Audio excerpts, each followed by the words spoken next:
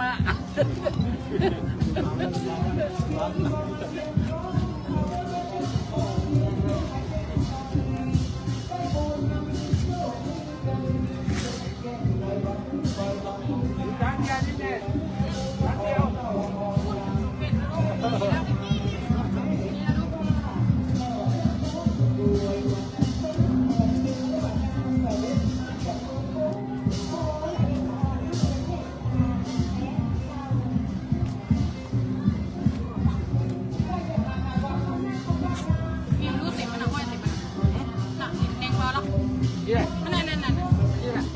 anh nhở chị nói với một này chị nói với một này chị nói với một này thêm bướng chị nói với cặp bướng này quảng này không hộp à chị cái tôi lù đây tôi lù rốt rồi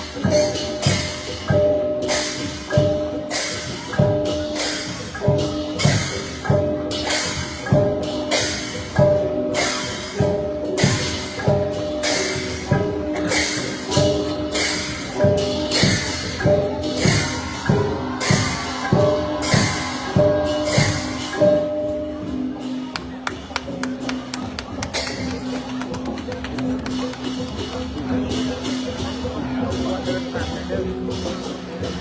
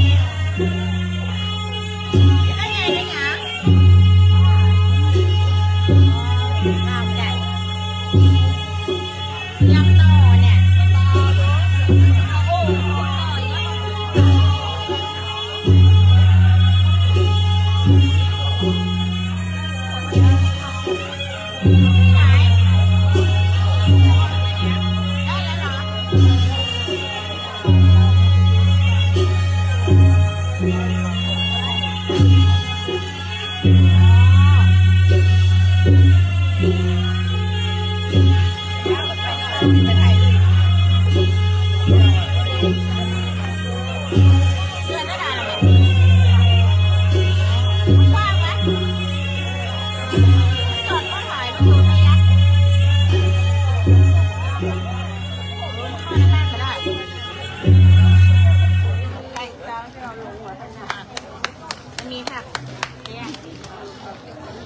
อนถึงบ้านไม่ขับมาแกล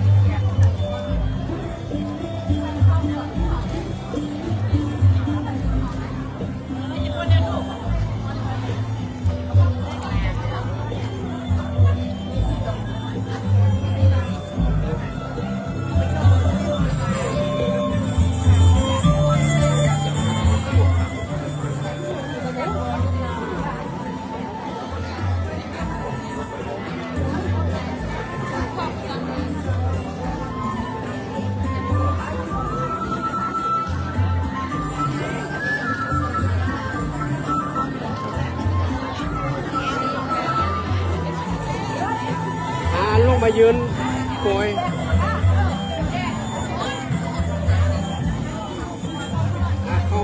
เข้ามาเลยโกยเข้าตอก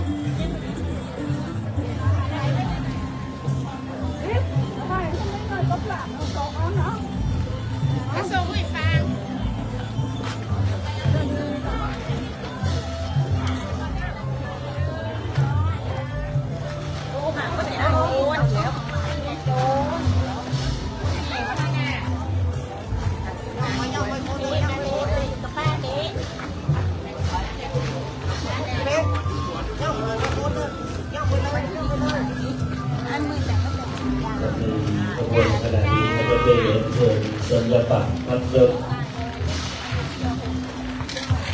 ท่านหลวงปู่วีรัตน์สุวรรณพรโดยเจ้าว่า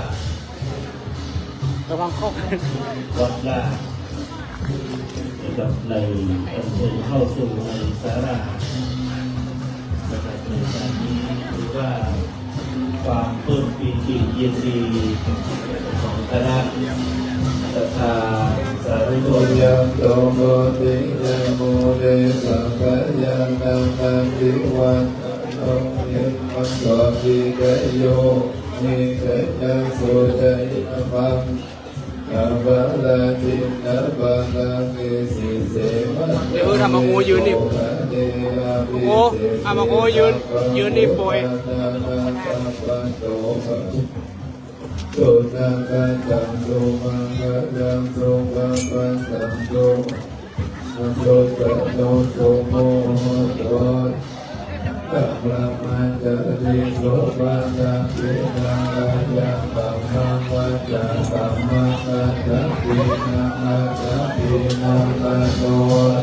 ปะติเตเตปัญญาปินังกัจจังปินังมิกัจจังนาลาปัญญาเตปัญญาปิเต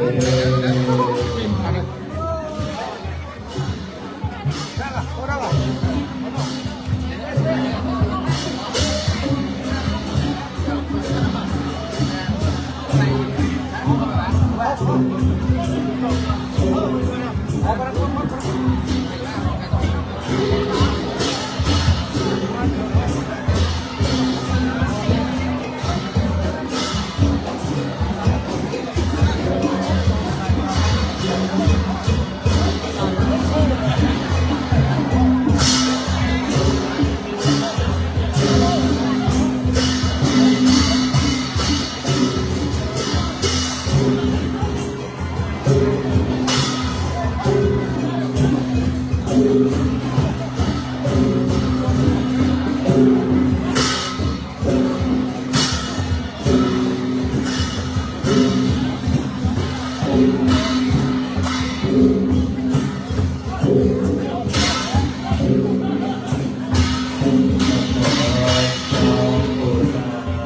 ด้วยความเคารพกันที่ขอในความเคารพตัวพระมหาเถระพระเดชพระโพธิจิตติรัตน์ยังนาเกิดลำทองและหลวงพ่อพระโพธิที่เป็นชาติของเราขอเจ้าว่าวัดเดียว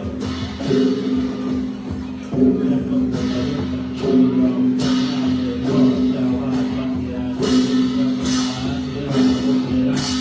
ครูบาอาจารย์ทุกองค์น้อมถวายการต้อนรับหลวงพ่อพระครูพญานาคสีที่เป็นเจ้าคณะจังหวัดเชียงใหม่วัดพุทธนิมิตรพระมหาเถระผู้มีประชาชนคงตนในอำเภอเมืองทองปีนี้หลวงพ่อเจริญอายุวัฒนะมงคลย่างในปีที่ 88 เรียนท่านสาธุชนท่านผู้ที่เคารพทุกท่านวันนี้ได้รับเกียรติจากท่านสาธุชนท่านผู้มีบุญทุกท่านได้กรุณาให้เกียรติได้แต่งกายด้วยชุดปกติขาวได้ถวายเกียรติแด่ท่านพระครูวีระสุวรรณากรในพิธีนี้เบื้องต้นเมื่อพิธีการทั้งปวงได้ทำพร้อมเพื่อที่จะได้เข้าสู่พิธีการในวันนี้เราจะได้ประกอบพิธีการให้เป็นไปด้วยความราบรื่นเรียบร้อย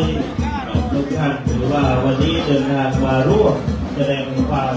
มุทิตาสักการะในการที่พระบาทสมเด็จพระปรมินทรรามาธิบดีศรีสิงห์พระมหาวชิราลงกรณ์พระวชิรเกล้าเจ้าอยู่หัวทรงมีพระบรมราชโองการโปรดเกล้าพระราชทานสมณศักดิ์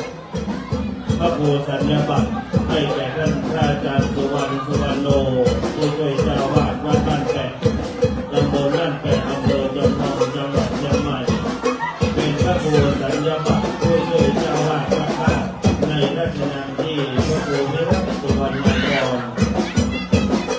ได้รับสัญญาบัตรประจำเมื่อวันศุกร์ที่ 27 มิถุนายน พุทธศักราช 2568 ที่ผ่านมาจากบัดนี้เป็นมหามงคลโอกาสที่จะได้ทำบุญฉลองสัญญาบัตรรับยศ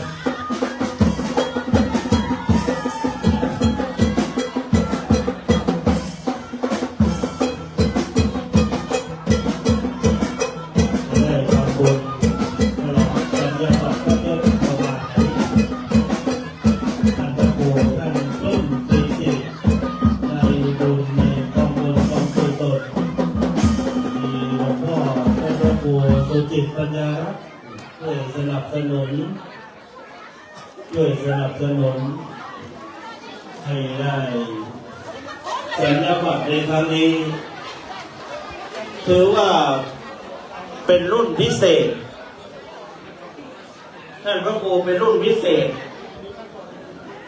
เป็นพระครูสัญญาบัตรผู้ช่วยเจ้าวาดวัดราชชั้นตรีที่ผมบอกว่าเป็นรุ่นพิเศษถือว่าเป็นรุ่นที่ลุ้นสุดๆหลังจากนั้นอีกปีพุทธศักราชจากที่เดือนมิถุนายนเป็นต้นมาการสถาปนาทรงแต่งตั้งพระสงฆ์ผู้ทรงสมณศักดิ์ประกาศยกเลิกให้พระครูหรือว่ามีบุญเนี่ยไม่รู้ว่าจะได้รับทรงพระกรุณาโปรดเกล้าถือว่าเป็นรุ่นที่พิเศษมาวันนี้ถือว่าท่านพระครูเป็นมงคลโอกาสพิเศษที่ท่านสาธุชนทุกท่านได้มาร่วมประกอบพิธีในวันนี้พิเศษอย่างไรวันนี้เป็นวันศุกร์ครับเป็นวันศุกร์ที่ 21 พฤศจิกายน 2560 แต่วันนี้ขึ้นหนึ่งค่ำนี่บ้านเราเรียกว่ามหาชโลกนี่เป็น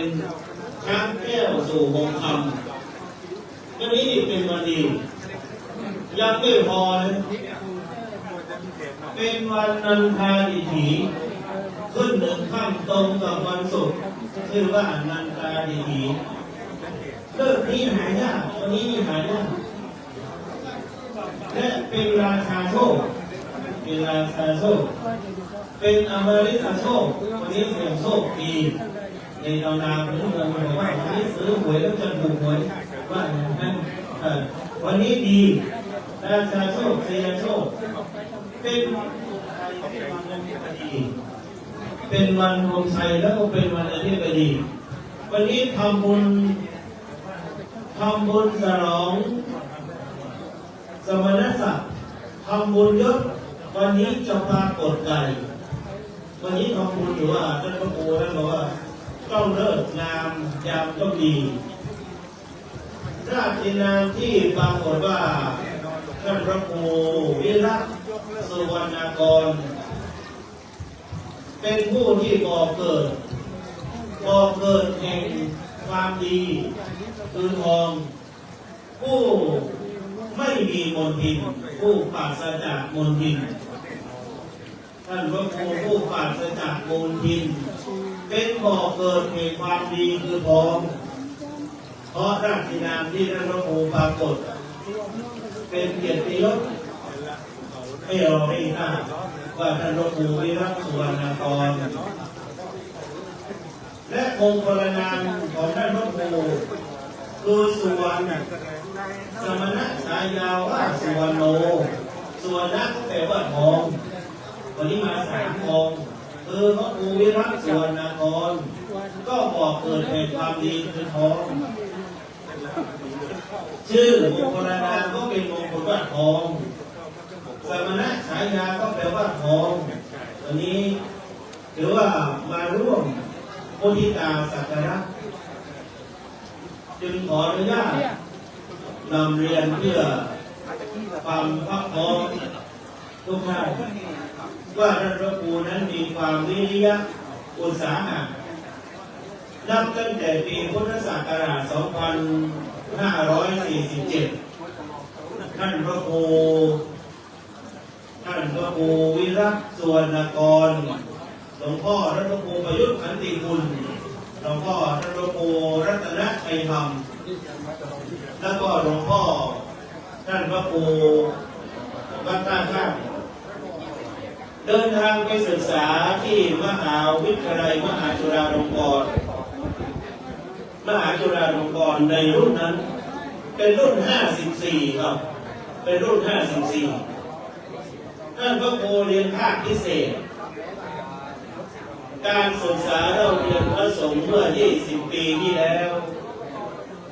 ถือว่าเป็นไปด้วยความลำบากเหมือนกันท่านพระครูต้องนั่งรถจากที่นี่ท่านพระครูทั้ง3 รูปพ่อท่านพระครูวัดศิลานิมิตรแล้วพ่อท่านพระครูวัดท่าข้ามและวัดบางทองก็เดินทางไปศึกษาที่วัดสวนดอกพระอารามหลวงรุ่นนี้เป็นรุ่นพิเศษที่หลวงพ่อเจ้าคณะอำเภอพร้าวหลายรูปเท่าผู้ใหญ่รุ่นนั้นมีเยอะกับผมเป็นพระหนุ่มหลวงพ่อในรุ่น 54 จริงๆนี้ตั้งใบประกาศนียบัตรปริญญาบัตรถวายหลวงพ่อท่านอาจารย์พระครูก็ตั้งใจศึกษาเราเรียนภาคพิเศษนะครับต้องเรียนทุกวันนะครับแล้วพ่อผมเรียนภาคปกติเรียนครึ่งวันไม่ต้องไปเรียนทั้งวันแล้วโกยเรียนทุกวันเราของเห็นหลวงพ่อต้องเรียนพิเศษเพิ่มอีกนะต้องเรียนพิเศษเพิ่มเพราะว่าอะไรเพราะว่าต้องเพิ่มหน่วยอีกมีต้องเรียนภาษาบาลีขั้นพื้นฐานเพิ่มเป็นปกติหลวงพ่อทุกวันศึกษาตลอดระยะ4 ปีที่เรียน 47 48 49 50 51 รับปริญญาบัตรพุทธศาสตร์บัณฑิตญาติโยมและชนตั้งใจส่งข้าวถวายกำลังใจท่านพระครูเป็นอย่างดี หลวงพ่อท่านพระครูอายุทันติคุณแต่อาจารย์สวัสดิ์จำได้ไหมจำได้ไหมเรียนชั้นเดียวกันคือห้องแต่คนละห้องแต่ชั้นเดียวกันเจอท่านพระครูก็รู้ว่าผมไม่นับถือว่าเป็นที่ความขยันนี่ถือว่าเป็นหนึ่งวิริยะเขาก็เป็นเจ้าแต่ว่าวิริยะนะผู้สามารถเจติคนจะร่วมคนทุกได้เพราะความเพียรท่านพระครูก็ตั้งใจศึกษาตลอดระยะเวลา 4 ปีและปีที่ 5ต้องปฏิบัติศาสนกิจท่านพระครูก็ตั้งใจศึกษาเรียนภาคเพียรปฏิบัติสันทัดในการสอนและไม่สั่นคลอนศรัทธาเป็นที่น่าดำรงตนอยู่ในบวรพระพุทธศาสนาจนกระทั่งว่าปีพุทธศักราช 2567 ได้นำรายชื่อขอสัญญาบัตรพระยศเพื่อให้ปรากฏเป็นเกียรติยศกับญาติโยมคณะศรัทธาวัดวังหลวงด้วยก็ได้นำรายชื่อส่งมหาเถรสมาคมนำชื่อตั้งแต่จังหวัดตำบลจังหวัดอำเภอจังหวัดและไปภาคเข้าสู่มหาเถรสมาคมประกาศเพื่อที่จะได้เป็นพระครูสัญญาบัตรหรือว่าท่านพระครูสัญญาบัตรนั้นมีความสำคัญยังไงสัญญาบัตรที่ท่านผู้มีเกียรติได้เห็นได้เชิญเข้ามาสัญญาบัตรนั้นประกอบด้วยราชบัญชากรสำคัญอยู่3 ดวงราชบัญชากร3 ดวงถือว่าเป็นราชบัญชากรที่สำคัญ3 ดวงคือ1ในมุมซ้ายนั้นประกอบด้วยราชบัญชากรมหาองค์การในประกาศสัญญาบัตรจึงอัญเชิญราชบัญชากรประทับเป็นตาสีแดงเป็นตาสำคัญของประเทศด้านขวามือเราประกอบด้วยราชบัญชากรอัยราพจน์กลางมีลูกช้างเพราะฉะนั้นอัยราพจน์กลางประกอบด้วยด้านขวามือของเราตรงกลางประกอบด้วยพระราชบัญชากรพระพุทธาประจำราชการพระราชบัญชากรทั้ง3 ดวงนั้นประทับอยู่ในสัญญาบัตรของท่านพระครูจึงเป็นพระบรมราชโองการฉบับนี้ถือว่าเป็นฉบับสำคัญและจะมีฉบับจะได้เป็นฉบับเดียวนะครับต่อไปนั้นจะเป็นของมหาเถรสมาคมซึ่งประกาศเรื่องหรือว่าสัญญาบัตรมีความศักดิ์สิทธิ์พระสงฆ์พระมหาเถระได้เจริญเทียวมงคลคาถาแล้วถึงจัดโดยเจ้าพระคุณสมเด็จพระมหาธีราจารย์เจ้าคณะใหญ่ของเหนือปฏิบัติหน้าที่แทนสมเด็จพระสังฆราชเป็นผู้แต่งตั้งนี่คือความสำคัญว่าเราได้มีความเคารพพระสงฆ์วันนี้ท่านพระครู ไหว้สาครับ วิรัตสุวรรณกร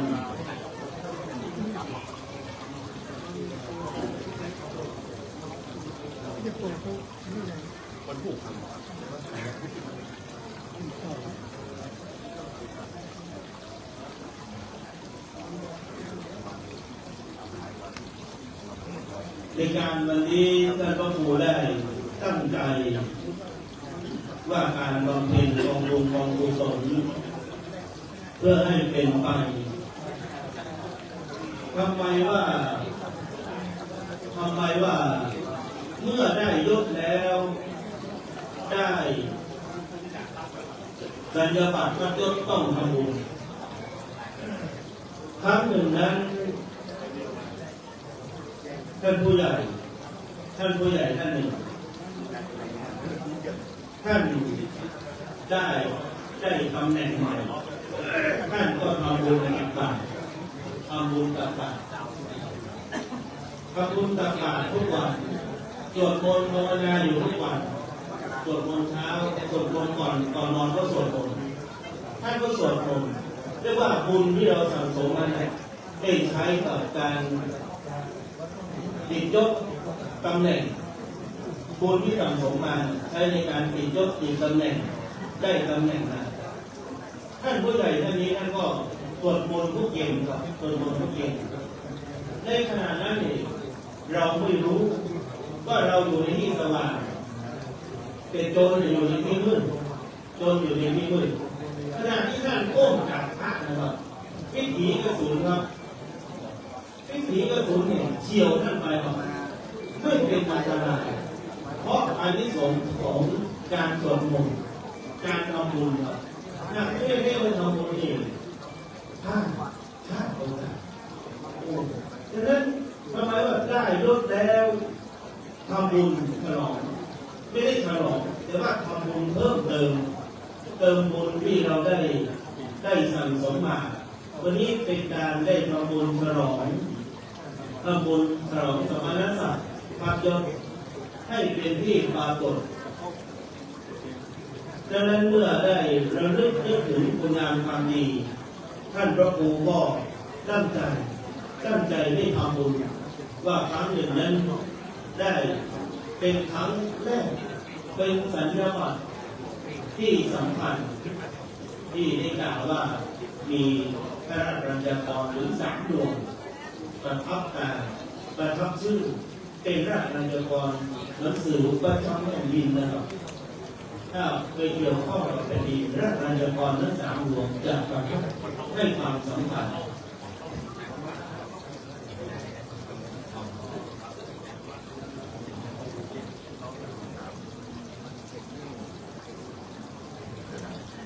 หรือว่าเข้าอัญเชิญสัญญาบัตรเข้ามาเนี่ยก็ท่านพระครูก็ถือว่าต้องมีเลิกดียามทำไมต้องเลิกยามเลิกต้องงามยามต้องดีลัคนาสถิตอยู่ในราศีธนูปรากฏให้ได้มหาธนูแห่งเลิกเป็นเลิกมหามงคลเข้าว่าที่เราได้ยินว่าช้างเหยียบนาพญาเหยียบเมืองหรือว่าเป็นให้เป็นมหามงคลกับว่าไปวัดแล้ววัดเจริญรุ่งเรืองท่านพระครูก็พัฒนาแต่ญาติโยมแต่ทุกคนอยู่ใกล้วัดก็ได้รับความเมตตาความอบอุ่นจากวัดพัฒนาวัดให้เป็นอารามเป็นที่อยู่ของพระสงฆ์องค์สามเณรท่านพระครูก็พัฒนาให้พระสงฆ์องค์สามเณรสนับสนุนคนเราบุตรคนละธิดาให้ได้เข้ามาอยู่ในร่มชายคาแห่งพระพุทธศาสนาในร่มวัดประการที่ 2พระพระครูพัฒนาวัดให้เป็นอาวาสคือที่อยู่อาศัยพัฒนาอารามคืออารามเป็นที่มายินดีของญาติโยมได้เข้ามาวัดได้มากราบพระก็ชื่นใจเป็นที่น้อมว่าแก่คนและเทวดาทั้งหลายตั้งพระพุทธรูปตั้งสิ่งศักดิ์สิทธิ์เอาไว้ให้ญาติโยมได้มากราบมาขอพรที่วัดท่านพระครูหรือว่าได้ทำคุณูปการต่อพระพุทธศาสนานั้นมากล้นนับตั้งแต่วันบรรพชาอุปสมบทเข้ามาอยู่ในวัดและท่านพระครูได้ดำรงตนในฐานะที่เป็นพระสงฆ์ทำหน้าที่อะไรญาติโยมสาธุชนทุกท่านนั้นจะได้เห็นกิจวัตรพระสงฆ์ว่าสวดมนต์ภาวนาศึกษาเล่าเรียนภาคเพียรปฏิบัติสันทัดในการสอนและไม่สั่นคลอนศรัทธาดำรงตนที่เป็นที่น่ากราบน่าไหว้เพราะท่านพระครูวิรัตสุวรรณกรประพฤติปฏิบัติมาโดยเฉพาะความเพียรที่นั่งรถจากจอมทองเขตติดกับพ่อไปเรียนหนังสือที่เชียงใหม่วัดสวนดอกไม่ใช่ธรรมดาเป็นไปด้วยความลำบากนะครับนั่งรถนานพวกผมอยู่ในเมืองยังหลบเรียนเลยครับหลบเรียนหลบเดี๋ยวก็จบไปเองอย่างนี้ไม่ใช่เลย คณะเด็กว่ามันโอ้ตอนเรียนนี่ตอนเรียนเป็นเด็กที่สบายครับท่องอะไรจำอะไรพวกนั้นแต่การที่เราโตแล้วมาเรียนศึกษานี่ก็ข้างเป็นไปด้วยความลำบากการเล่าเรียนการศึกษานั้นจึงเป็นไปด้วยค่อน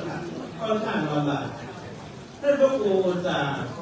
นั่งรถไปเรียนเป็นตัวอย่างพระสงฆ์สามเณรอย่างสูงเรียนที่วัดสวนดอกพระอารามหลวงต้องไปแต่เช้าตอนพระครูต้องเรียน5 วันเต็มก็เรียนตั้งแต่เช้าจนถึงเย็นจนพวกผมนั้นเรียนเฉพาะกลางวันตอนเช้าว่าก็ติดนิมนต์พระครูก็รีบผ่านท่าทางตอนเช้าเดี๋ยวว่าถ้าพระครูต้องไปตั้งแต่เช้าแล้ววิกิตนิมนต์ต้องงดไปไม่ได้ไปฉลองศรัทธาเนี่ยตรงไม่ได้เพราะติดเรียนนี่อย่างที่เราเรียนเราต้องเรียนภาคพิเศษเพิ่มคือเพิ่มภาษาบาลีต้องท่องสิโยอังโยนานิสนังสมาหิสนังสมิงสุสิโยท่องใหม่แล้วเรียนใหม่เพราะอะไรต้องเรียนต้องพระสงฆ์นี่จะโดยกิจเนี่ยบางครั้งก็150 ในกิจบ้างต้องเรียนเพิ่มให้เรียนเต็มจำนวนของหน่วยกิจแต่ละหน่วยกิจการศึกษาเราเรียนเป็นพระสงฆ์องค์สามเณรก็ท่านผู้ใหญ่ก็ดีญาติโยมสาธุชนทุกท่านที่ได้อยู่ที่นี่ได้สนับสนุนพระสงฆ์ให้ได้การศึกษาเราเรียนถือว่าเป็นการให้ที่ประเสริฐการส่งเสริมให้เรียนและทำตีโตเอง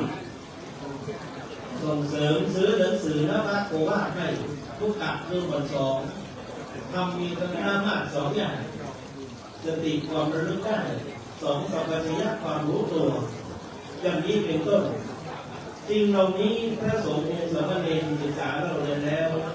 นำไปเผยแพร่นำไปประกาศพระศาสนาและจะตั้งการท่องพุทธศาสนาสุภาษิตอัตตานิอัตโนนาโถโกหินาโถปโรสียาตนแลเป็นที่พึ่งแห่งตนใครในเราจะเป็นที่พึ่งของเราได้อย่างนี้เป็นต้นพระสงฆ์องค์สามเณรนั้นจำพุทธพจน์บทบาลีแล้วนำไปเผยแพร่ประกาศงานพระพุทธศาสนาญาติโยมที่ส่งข้าวส่งน้ำถวายพระทหารล้วนได้ชื่อว่าเป็นผู้ได้ร่วมถวายร่วมสนับสนุนงานพระพุทธศาสนาอย่างงานวันนี้ต้องขอบพระคุณท่านสาธุชนจะมีผู้ใหญ่บ้านคณะกรรมการทุกท่านคณะกรรมการคนหนุ่มคนแก่ทุกท่านรายชื่อเป็นเจ้าภาพด้วยความยินดีมามุทิตาจิตท่านพระครูวิรัตสุวรรณกรการมามุทิตาสัญลักษณ์ถึงมาแล้วไม่ได้มุทิตาอะไรแต่ว่ามาร่วมงานมาแสดงออกเรียกว่าอานิสงส์นั้นจะไม่ต่ำกว่าคนจะไม่ตนกว่าใครนึกให้ดีว่าวันนี้มาร่วมทำบุญกับท่านพระครูหรือว่าเรามาร่วมเป็นบุญใหญ่ร่วมด้วยกันจึงได้ท่านพระครูถือว่ามีคุณธรรม6 ประการคือ1เป็นครูบาอาจารย์ที่ล้ำเลิศของศิษย์คือตัวอย่างของความวิริยะคือตั้งใจศึกษาเราเรียนมีความเพียรเป็นต้นประการที่2ท่านพระครูเป็นมงคลนิมิตที่สักการะบูชาของชาวบ้านท่านพระครูอยู่ว่าญาติโยมก็ชื่นใจเห็นแล้วเป็นมงคลนิมิตปรากฏให้กับญาติโยมและท่านพระครูได้สร้างความสามัคคีแข็งแกร่งของคนในชาติเป็นศาสนทายาทที่เกินกว่าจะบรรยายท่านพระครูเป็นพระเถระผู้ใหญ่ที่ได้อบรมคุณธรรมเพื่อการเผยแผ่เจือจางแก่ศรัทธาสาธุชน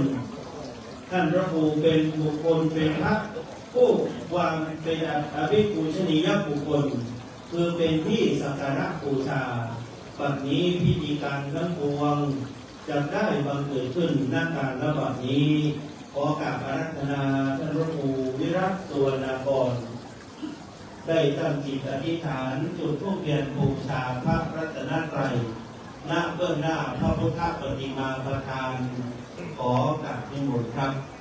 ขอเรียนเชิญท่านสาธุชนท่านผู้มีบุญทุกท่านได้น้อมปนมมือประกอบบุญกิริยาวัตถุร่วมกับท่านพระครูวิรัตสุวรรณกรในโอกาสนี้ขอเรียนเชิญครับ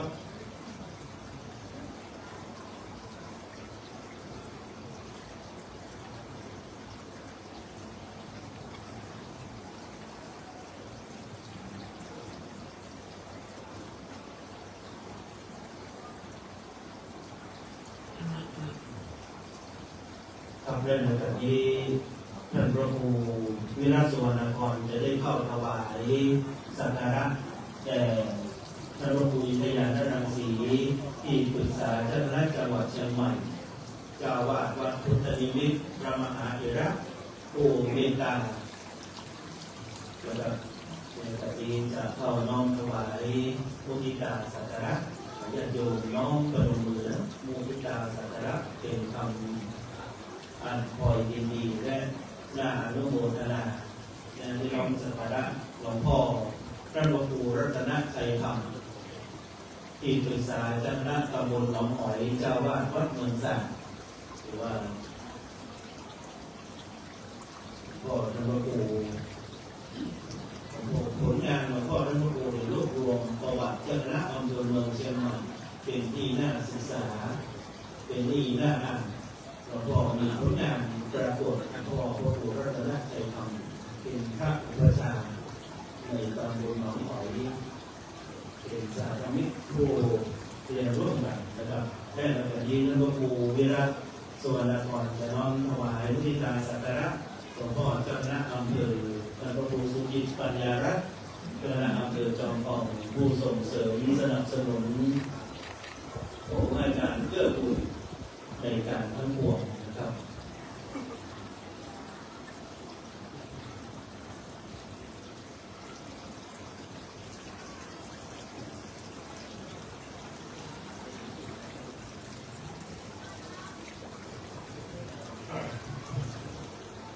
กับในโอกาสนี้จะได้ขอรับเกียรติจากท่าน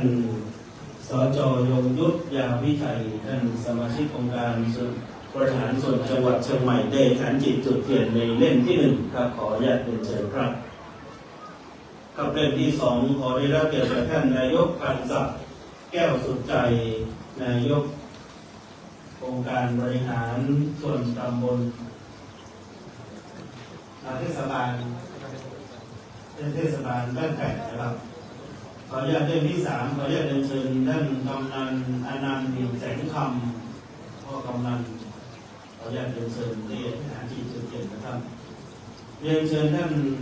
สท.นิพันธ์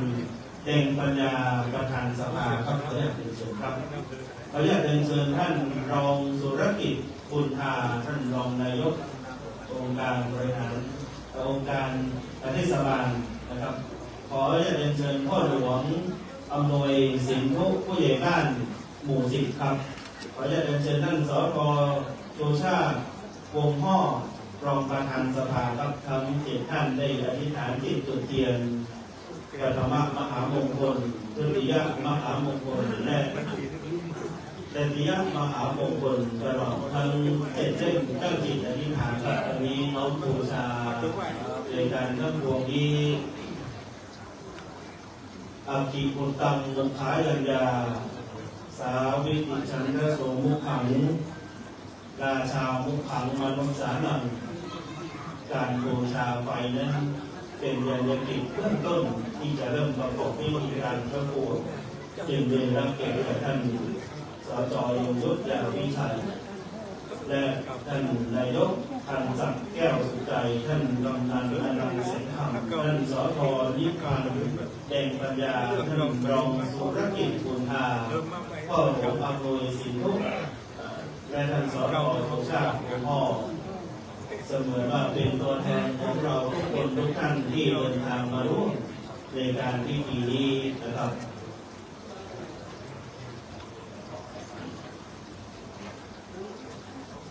ในพิธี ให้เป็นวิธีการในการเป็นพิธีการเบื้องต้นในโอกาสนี้ขออนุญาตเรียนเชิญท่านนายกพันศักดิ์แก้วสุใจท่านนายกเทศบาลบ้านแปดได้เปิดเผยถวายความเคารพพระบรมฉายาลักษณ์เบื้องหน้าของเราทั้งหลายขออนุญาตเรียนเชิญทุกท่านได้ยืนขึ้นครับในขณะที่ท่าน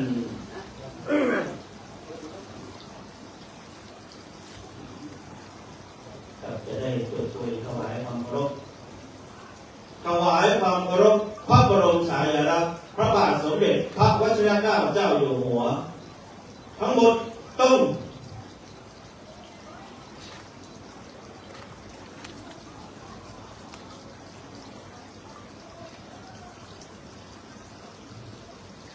กับและจะได้ขออนุญาตเรียนเชิญท่านสจ.ยงยุทธยาวิชัยได้อัญเชิญสัญญาบัตรพัดยศได้อ่านให้เป็นที่ปรากฏในการนี้ขออนุญาตเรียนเชิญครับ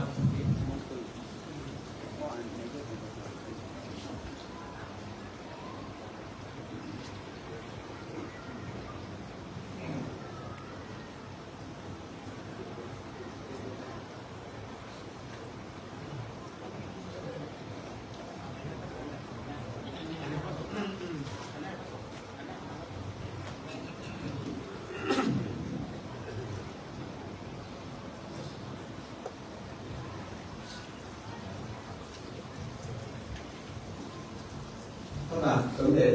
พระปรมินทรรามาธิบดีศรีสินธ์มหาวิทยาลัยลงกรณ์พระวชิรเกล้าเจ้าอยู่หัว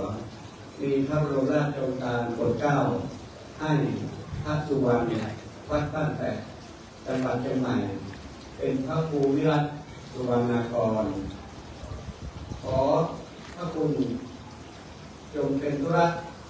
พระพุทธศาสนาเป็นพระสั่งสอนช่วยระงับอภิกรณ์และอนุเคราะห์พระภิกษุสามเณรในอารามโดยสมควรจงเจริญสุขสวัสดิ์ในพระพุทธศาสนาเถิดแต่งตั้งวันที่11 มีนาคม พุทธศักราช 2568 เป็นปีที่10ในราชการปัจจุบันพระบาทสมเด็จพระปรมินทร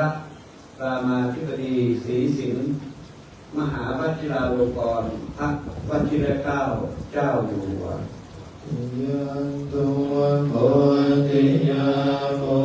เกสังยานังนันติวันโนเอวังตวังวิจโย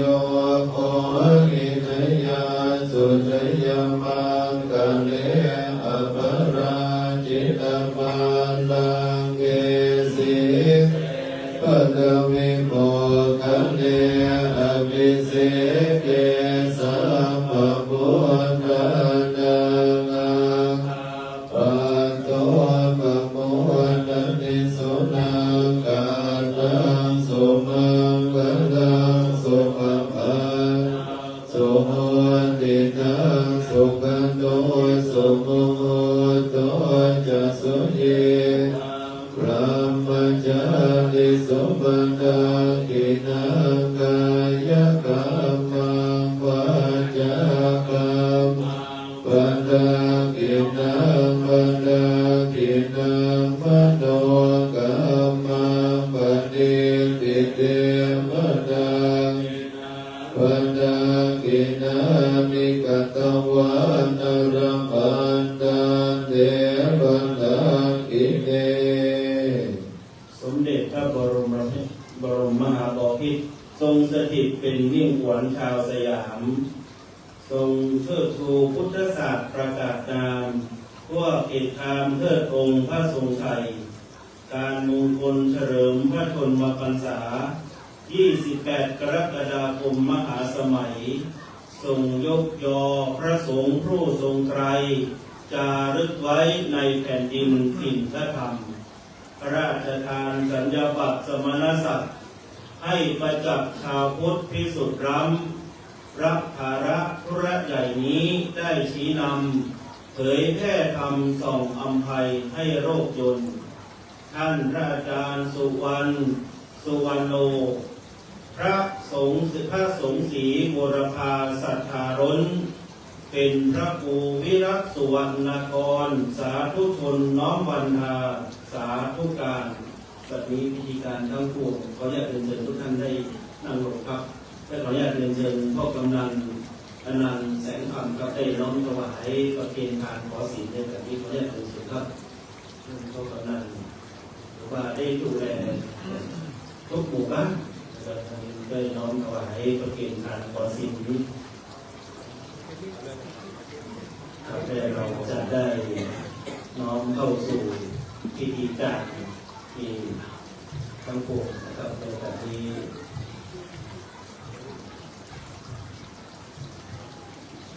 ครับคนทำงานอยู่ได้กับที่นั่งรับรองเกิดและจากนั้นเราจะได้ตั้งใจเป็นวาจากล่าวคำบูชาพระรัตนตรัยและสมาทานเป็นศีลเป็นลำดับไปครับ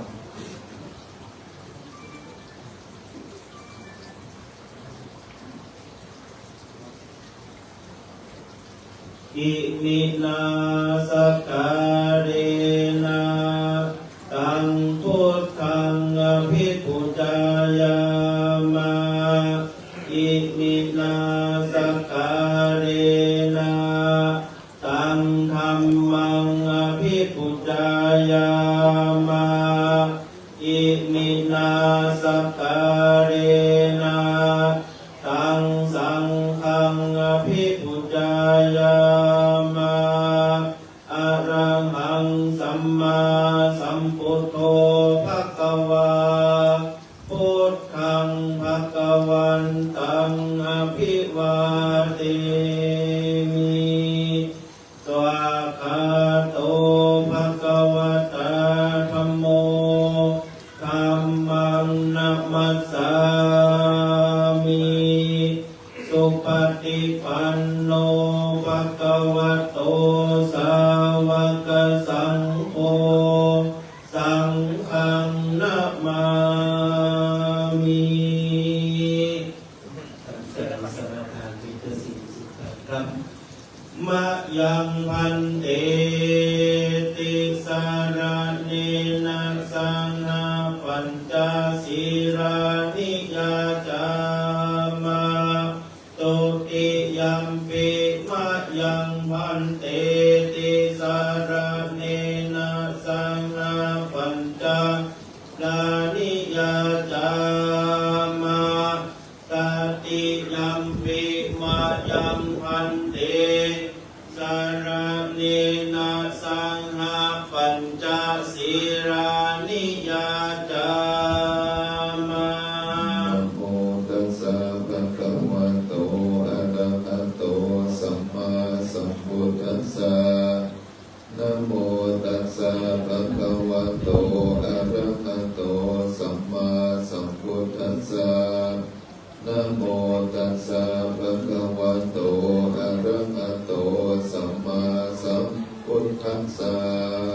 นะโมตัสสะภะคะวะโตอะระหะโต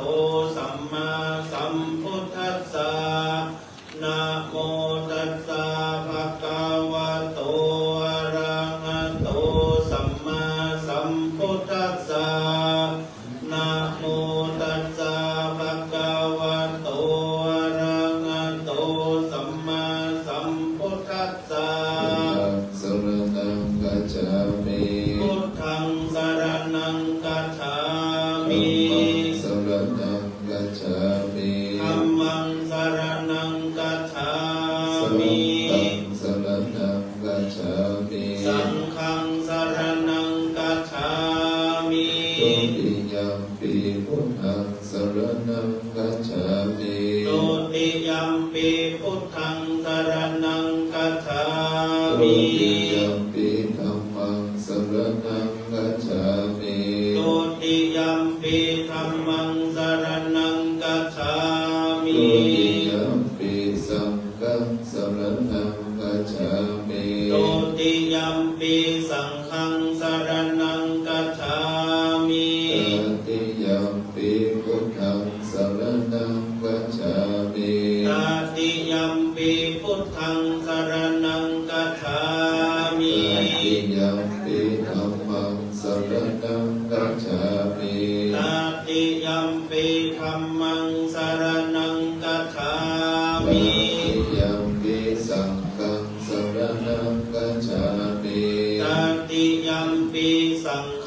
สรณังคัจฉามิ ปานาติปาตาเวรมณีสิกขาปะทังสมาธิยามิ ปานาติปาตาเวรมณีสิกขาปะทังสมาธิยามิ อินาทานาเวรมณีสิกขาปะทังสมาธิยามิ อาทินนาตานาเวรมณีสิกขาปะทังสมาธิยามิ กาเมสุมิจฉาจาราเวรมณีสิกขาปะทังสมาธิยามิ กาเมสุมิจฉาจาราเวรมณีสิกขาปะทังสมาธิยามิ มุสาวาทาเวรมณีสิกขาปะทังสมาธิยามิ โมสาวาตาเวรมณีสิกขาปะทังสมาธิยามิ สุราเมรยะปัจจปมาทัฏฐานาเวรมณีสิกขาปะทังสมาธิยามิ สุราเมรยะมัจจปมาทัฏฐานาเวรมณีสิกขาปะทังสมาธิยามิ อิมานิปัญจสิกขาปทานิสีเลนะสุขติยันติสีเลนะโภคสัมปทาสีเลนะนิพุติยันติตัสมาสีลังกิโสทัจเย สาธุเจอทุกท่านได้ตั้งสดประสาทประตูกาชนะทองไปรองรับพระปริตอันศักดิ์สิทธิ์สืบไปวิปติปฏิปังอายาสัพพสัมปติสิทธิยาสัพพทุกขวินาศายาปริตังโพธามังกลังวิปติปฏิปังอายาสัพพสัมปติสิทธิยาสัพพพยวินาศายาปริตังโพธามังกลังวิปติปฏิปังอายาสัพพสัมปติสิทธิยาสัพพโลกวินาศายาปริตังโพธามังกลัง วะตะเมตังสเมตาปัจจันตาอวิกิตังจิตตังปริตังปะนันโตสังเกกะเมจะลุเอกิสิกะรัตเตจันตานิเกวิมาเนทิเประเตจักขะเมตะลุวนากังหะเนเกภวตุมิเกเตภูมาเจยันตุเทวาจนะภะวิสัมเมยะกะตัสสะปะนาคาอิทัตตาสันติเกยังมุทิวะกวัจจันังสัตตภูเมสุขันโตธัมมสวนาคาโลยะปะทันตาธัมมสวนาคาโลยะปะทันตาธัมมสวนาคาโลยะปะทันตานะโมตัสสะภะคะวะโตอะระหะโตสัมมาสัมพุทธัสสะนะโมตัสสะภะคะวะโตอะระหะโตสัมมาสัมพุทธัสสะนะโมตัสสะภะคะวะโตอะระหะโตสัมพุทธัสสะพุทธัสสะนะนะนะนะนะโมตัสสะนะนะนะนะนะนะนะนะจะมีตุติยมปิพุทธังสรณังคัจฉามิตุติยมปิธัมมังสรณังคัจฉามิตุติยมปิสังฆังคัจฉามิตติยมปิพุทธังสรณังคัจฉามิตติยมปิธัมมังสรณังคัจฉามิตติยมปิสังฆังสรณังคัจฉา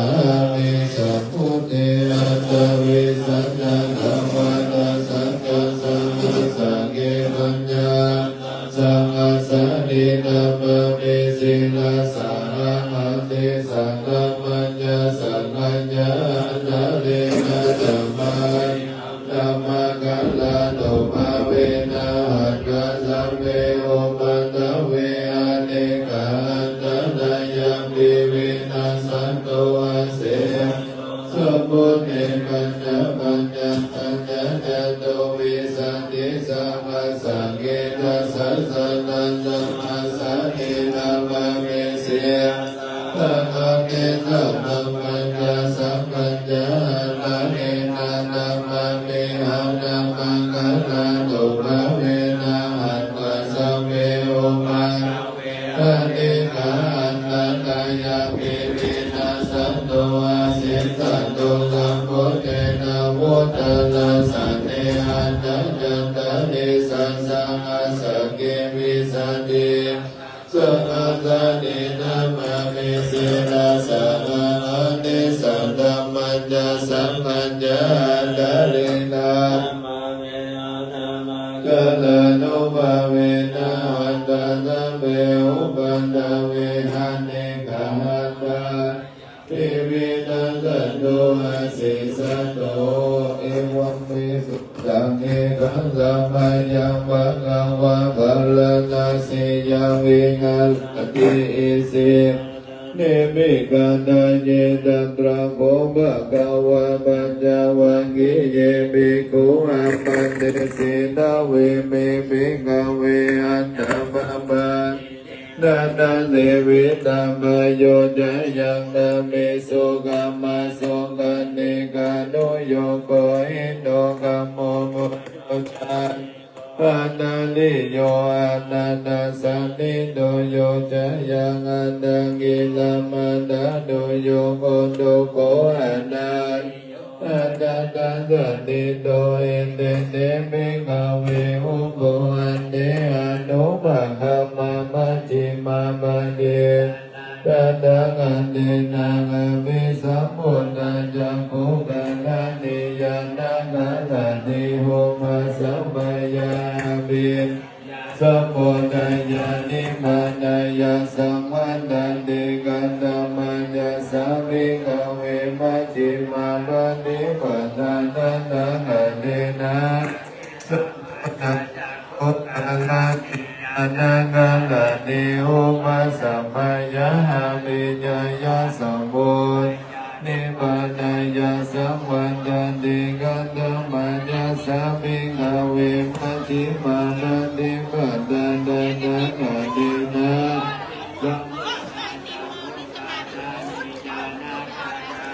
โอมาสัมมาญาหามิญญาสัมโพ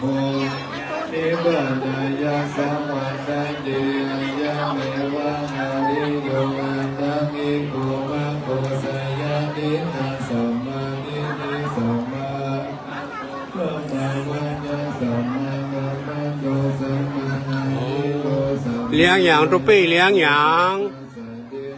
ตุ๊ปี้เอาอย่างมาเลี้ยง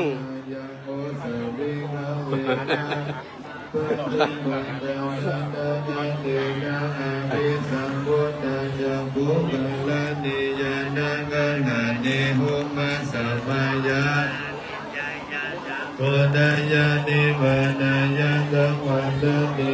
ดังโอมานาภิกขเวดุขังอริยสัจจังจานิมิดุขัจลาเบมานานามิดุขังโกขังมานิดิวะดุขังโกมานังโกมายาสัมมิดุขังอภิเยหิสัมมาโยโก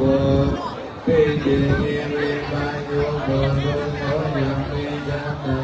ปันตินาเวโดนังกังกิเลนะมัจโย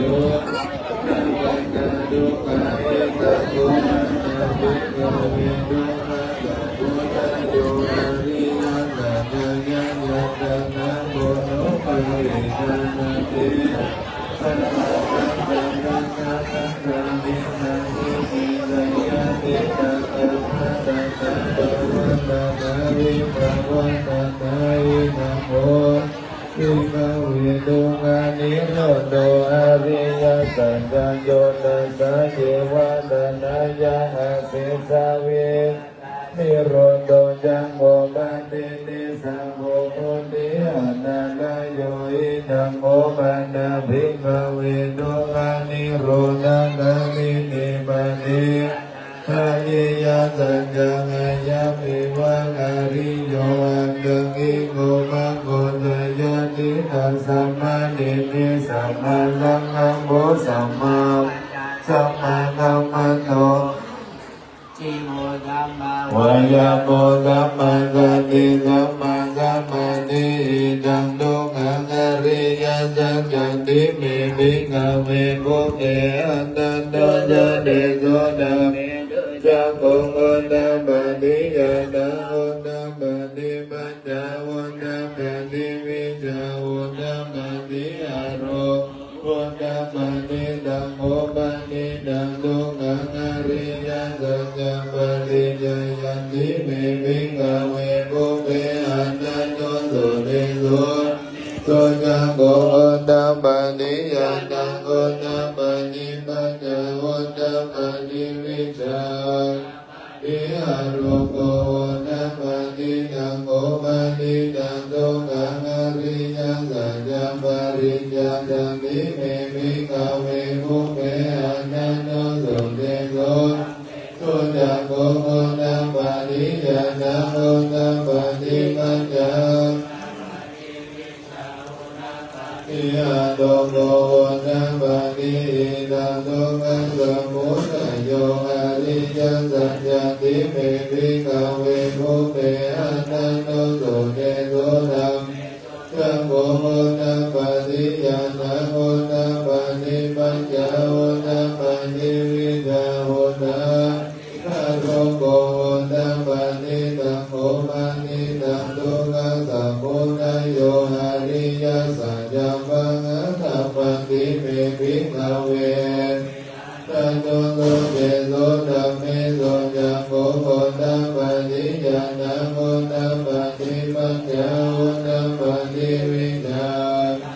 วิหารโกโอนะปฏิตังโอปฏิตังตุขังสัมพุทธโยอริยสัจจังปฏิตังติเมภิกขเวภุเปอนันโตโสเราเป็นโกตังโกโกตังปฏิญาณโอตังปฏิปัญญาโอตังปฏิวิจาโอตังปฏิตังตุขังนิโรธอริยสัจจังติเมภิกขเวภุเปอนันโตโสเจโสธัมเมโสจังโกโอตังปฏิโอตังปฏิปัญญาโอตังปฏิวิจาโอตังปฏิอารมณ์โอตังปฏิตังโอปฏิตังตุขังนิโรธจัสสัจจังสัจจิกันตัมปฏิเมภิกขเวภุเปอนันโตโสเจโสธัมเมโสจังโกโอตังปฏิโอตังปฏิปัญญาโอตังปฏิวิจาโอตังปฏิอาโลโกโอตังปฏิตังโอปฏิตังตุขังนิโรธอริยัง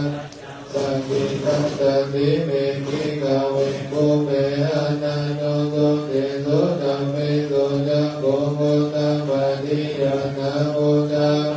ปัญญาโอตังปฏิวิจาโอตังปฏิอารมณ์โอตังปฏิตังตุขังนิโรธามินิปติอาวินัสสัจจังติเมภิกขเวภุเปอนันโตโสเจโสธัมเมโสจังโกโอตัง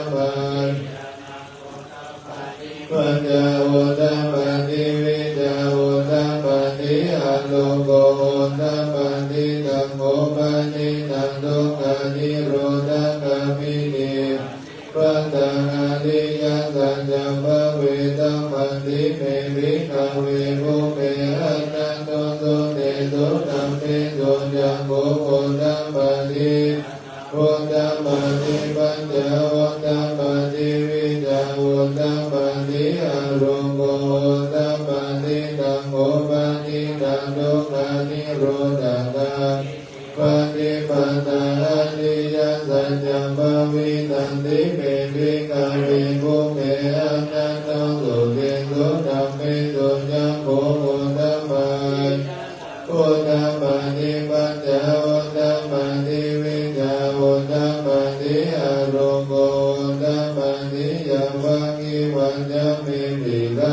อิเมโสโสอาริยสังเกโสเอวันติมาริวัตตังทวันตังสังฆังกัญญาณบุตตัญญาณตัสสะตังนัสสุวิภะโอสิอะตังอมิกาเวสเทวันเกโลเกสัมมารังเกสัมรัมปังเกสัสสะมานังนิยาปัญจยันตเทวะมโนสยานุตตะนังสัมมาสัมพุทธิกามิสัมพุทโธปัญญายาสิยะโตจัมโพเมวิภเวสุจันโตโสอริยสันติโสเอวันติมาริวัตตังทวันตัสสะกัญญาณบุตตัญญาณตัสสุวิสุทธังโอสิหันตังอมิกาเวสเทวันเกโตเกสัมมารังเกสัมรังสัสสะมานังรัมมานิยาปัญจยาสเทวะมโนสยานุตตะนังสัมมาสัมพุทธิกามิสัมปัญจยังสียานัญญาปนะเมตัสสะตังโกนามานิอาภูปะเมวิมุตติอายัมมันอานิโกนามาโมติอินทามะโกจาปังกวะอันตปันตังปัญจวัคคียาภิกขุภะกัง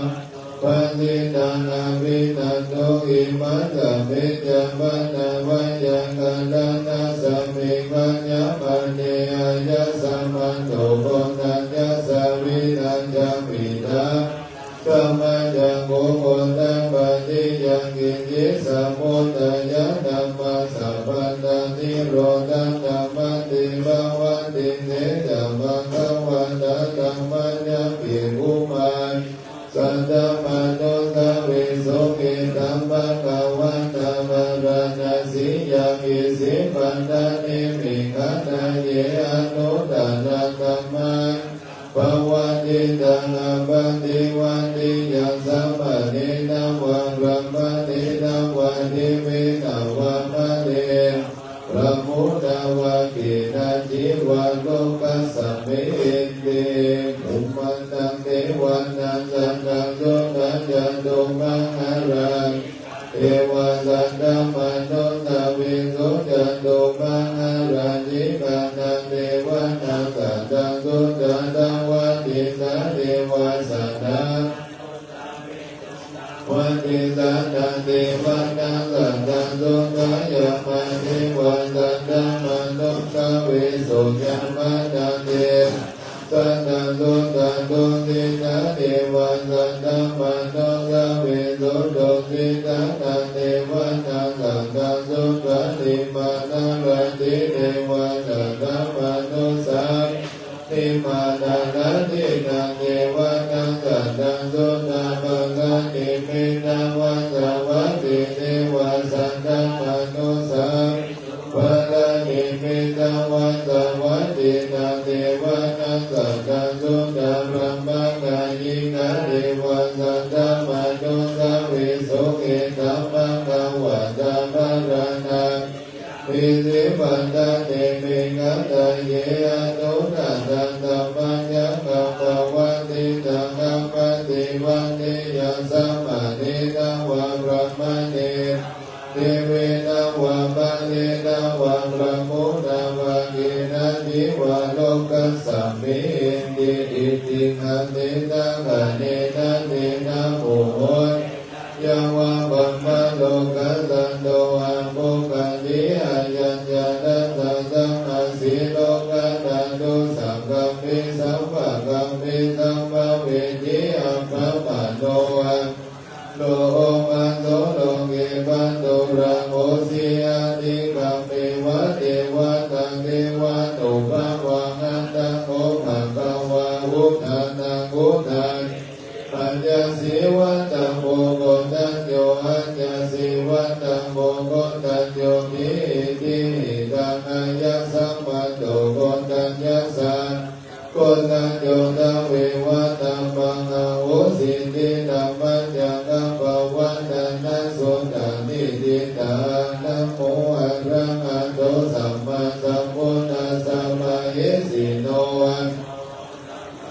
มันตันต วังกันตันติวันตินิตันนะโมมะนาสังฆัสสะปิวิสุทธัสสิระนิติโตนะโม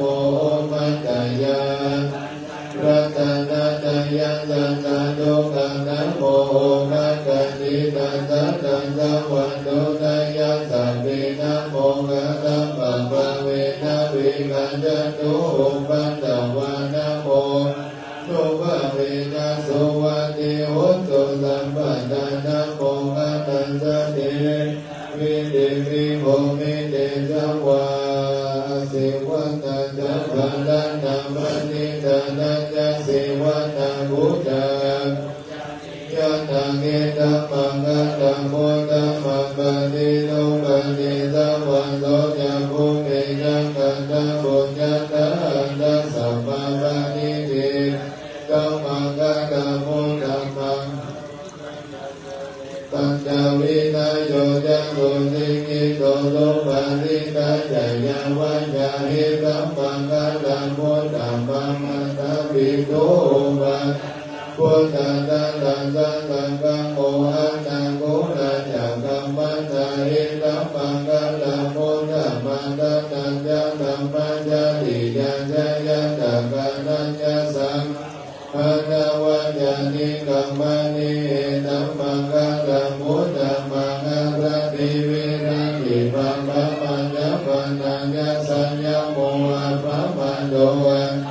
สุเอตัมมังคะตัมโมตัมมังคะนะโมจันนิวันโยจัสสันโยติจังงันตังโยนะกะเลนะธัมมัสสวะตังเอตัมมังโมตัมมังคะติจังโสวัจจะตังตังธัมมัสตังตัญญานะกะตังกะเลนะธัมมัสสะเอตัมมังคะตัมโมตัมมังนะโมจะพระมัจจานิยัญญานาริยสัจจานัญญสัจจานิพพานกิริยาจาเอตัมมังคะตัมโมตัมมังโกตัสสะโลกะตัมเมวินิตัญญสัจจังกัมปะติยังโสกวิมังคะนะโมตัมมังเอตันติสัตติกันตันตังสัมปัตตัมมะปันตัญญิตังสัมปันตังโสติกันตันติตันติสัมมังโมตัมมังติมังนะมังคะนังโลตังจักขิจิวิตังอิตาวะโมตัมมังสังเกโสอะยังรัตนะปะนิตังนะโตทินังตังคะเตนะอิตังเปโกเตระตังนังปะนิตังอิเตนะสัจเจนะโตวันติโอโตกะยังวิรังกังนะมัตตะมังสังฆังสังฆยะโมนิสัมมาหิโตนะเตนะธัมเมนะสัมปติกิจเจธัมเมธัมเมรัตตังเอเตนะสัจเจนะโตวันติโอโตยัมโมนะเตโนปะริวันตันติสุจิสัมปติมานันตานิกัญญาภะโมสัมมาจันนิดัมปิดัมเมตันตัญญาปะนิตังอิเตนะสัจเจนะโตวันติโหตุยิปุกัสสะอันตังสัตตะปัญจังกาเอตานิโยกานิโหติเตตังอินัยยะโสกัสสังกัสสะวะกะเอเตโตติตานิมหาเอตัมปิสังเกรัตตังปะนิตังเอเตนะสัจเจนะโตวันติโหตุยิสุปะโยตัมมานัสสะตังนาเอนานิกามิโน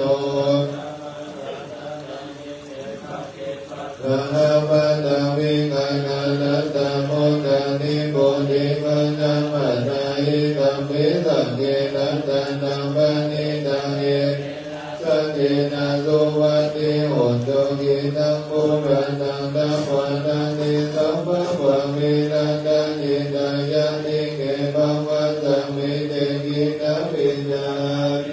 อิจันตานิปติติตายะตะยัมปติโมหิตัมปิสังเก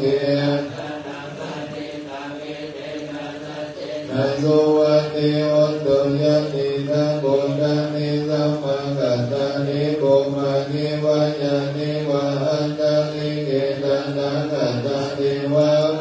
สัมโพธิตังพุทธังธัมมังสัมมาสัมพุทธิโหตุยันติธัมโมทันติสัมมานานานิภูมานิวายานิตานิเกตังนังขันตังเทวะมนุสสัมโพธิตังธัมมังธัมมังสัมมาสุวันติโหตุยันติธัมโมทันติสัมมาภูมานิวายานิวะอันตานิเกตังนังขันตังเทวะมนุสสัมโพธิตังสังฆังธัมมัง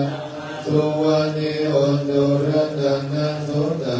มิตัญญสัพพะโลกัสสมิกัญญสัพพะวันเยอัมภริมานังอโนจันติริยัญจะ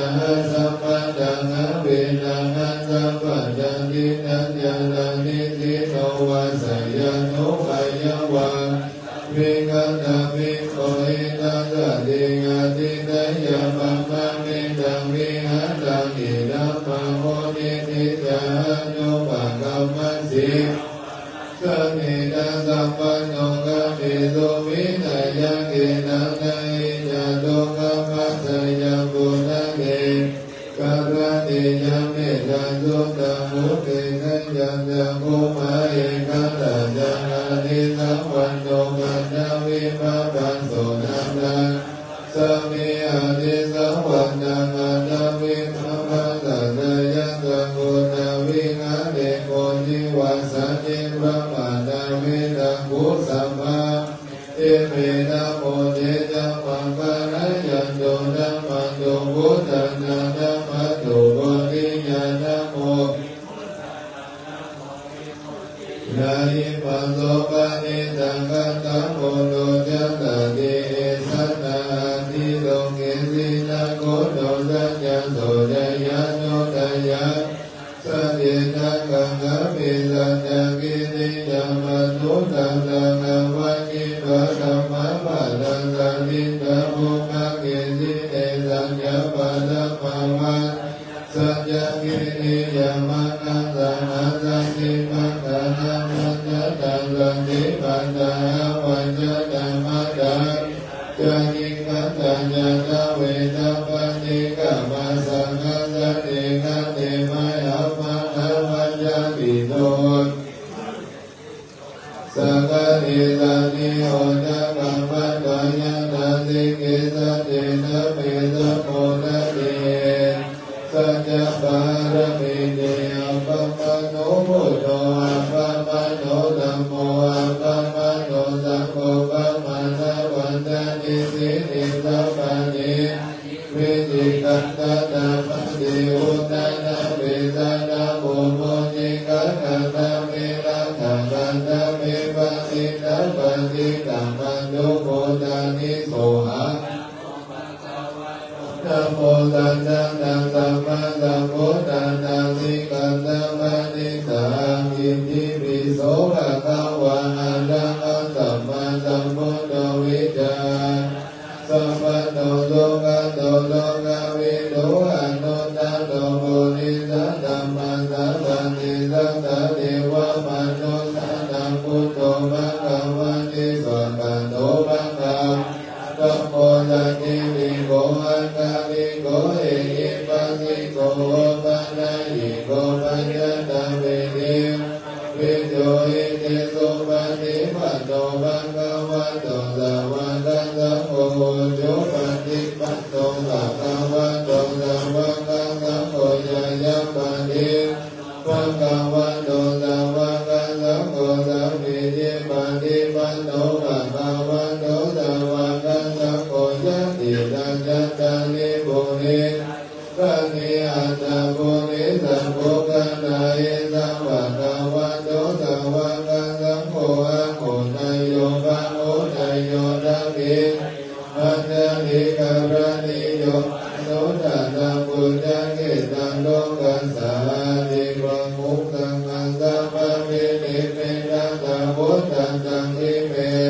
ปุณินะโกรังนะเตนะปะตะทะนะตินะภะวิตินะตินะวะโมนิโตนะเตนะสัพพะวัตถุเตนะยะมังคลานิปะลานิเตกะภะวิโยติ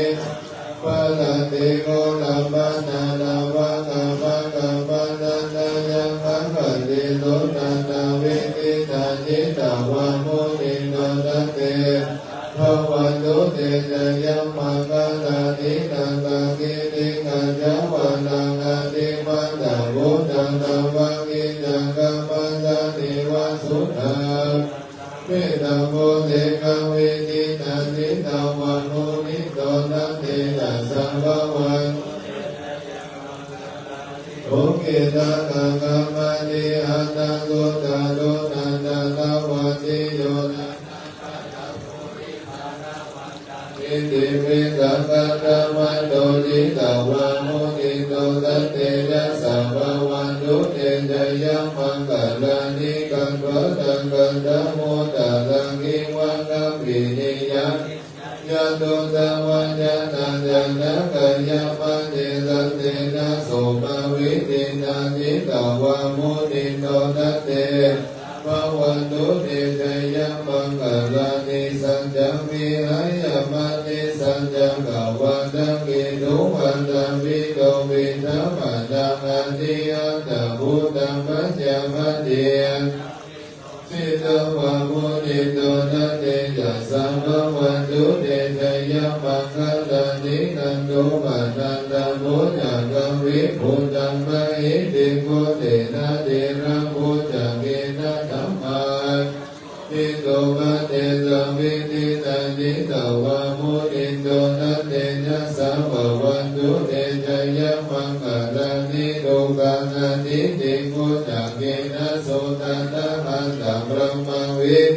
สุติมิติมังอาวิตันนายันตังอัตเตนะวินิตันยิตาวะมุนิโตตันเตนะสัพพวันตุเตจยัมมังคลานิเอตาปิพุทธัจยัมมัง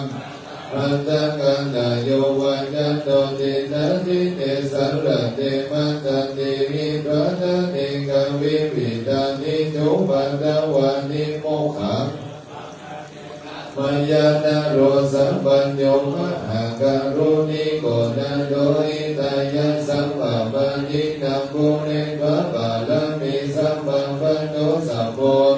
ธัมมังเอเตนะตัญญวัจเจนะโหตุเตจยัมมังกาลังจยันโตโพธิยะโมเรสังกายะนันตันติวัตตันโนหิวังกะมิจโยโหหิสุดยัมมังกะเตอะปะรันติตัมปะลังเกสิเสปันตังวิโภคะเตอะปิเสเกสัมภะพุทธันตังอะคัมปันโตปะโมสุนังกันตังสุมังคะตังสุมาปันตังสุโกติตังสุกันโตสุโมโหโตจัสสุยิตังพระมัญญาดิสุปันนังกินันตยะคัมปังวัจจาดังกิตังปันตังกินังปะโนกัมปังอัญญิติเตปันตังกินังปันตัง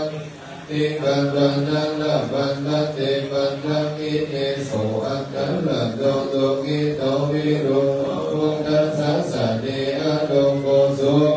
โภกิสัมปันตังเมหิยันติปิสันตระตังโลกิตังวิรุณโภทัสสะสะเนอะโลกาสุโภกิสัมปันตังเมหิยันติปิเตอันตระตังโลกิตังวิรุณโภทัสสะสะเนอะโลกาสุโพธัสสังฆัสสะเปหิยันติปินัตถิเปสรตังอัญญพุทโธเมสังฆัตังวัดตังกิเตนะสัจจวัตพุทโธเตเจยมะกะตังนัตถิเปสัรตังอัญญนะโมเมสังฆัตังวัดตังกิเตนะสัจจวัตพุทโธเตเจยมะกะตังนัตถิเปสัรตังอัญญสังโฆเมสังฆัตังวัดตังกินะโหตุเตเจยัมมังกาลังจังกิติรัตตังโลเกวิสันติวิวินังปุตุรัง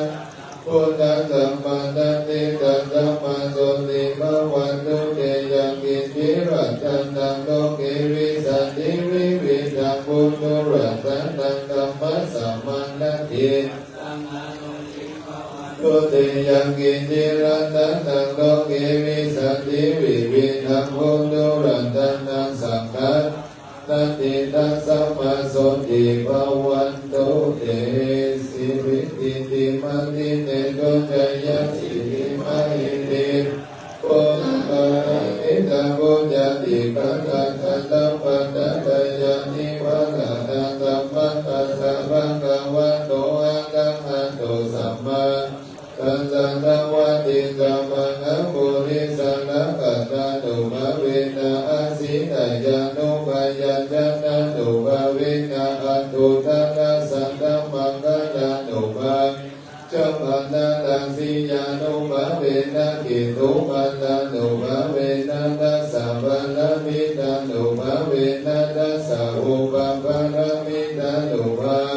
สันนะปะระมาตังปะระมิตะนุภะเวนะสิลัสสะมานิปัญญานุภะเวนะโมทะนุภะเวนะธัมมา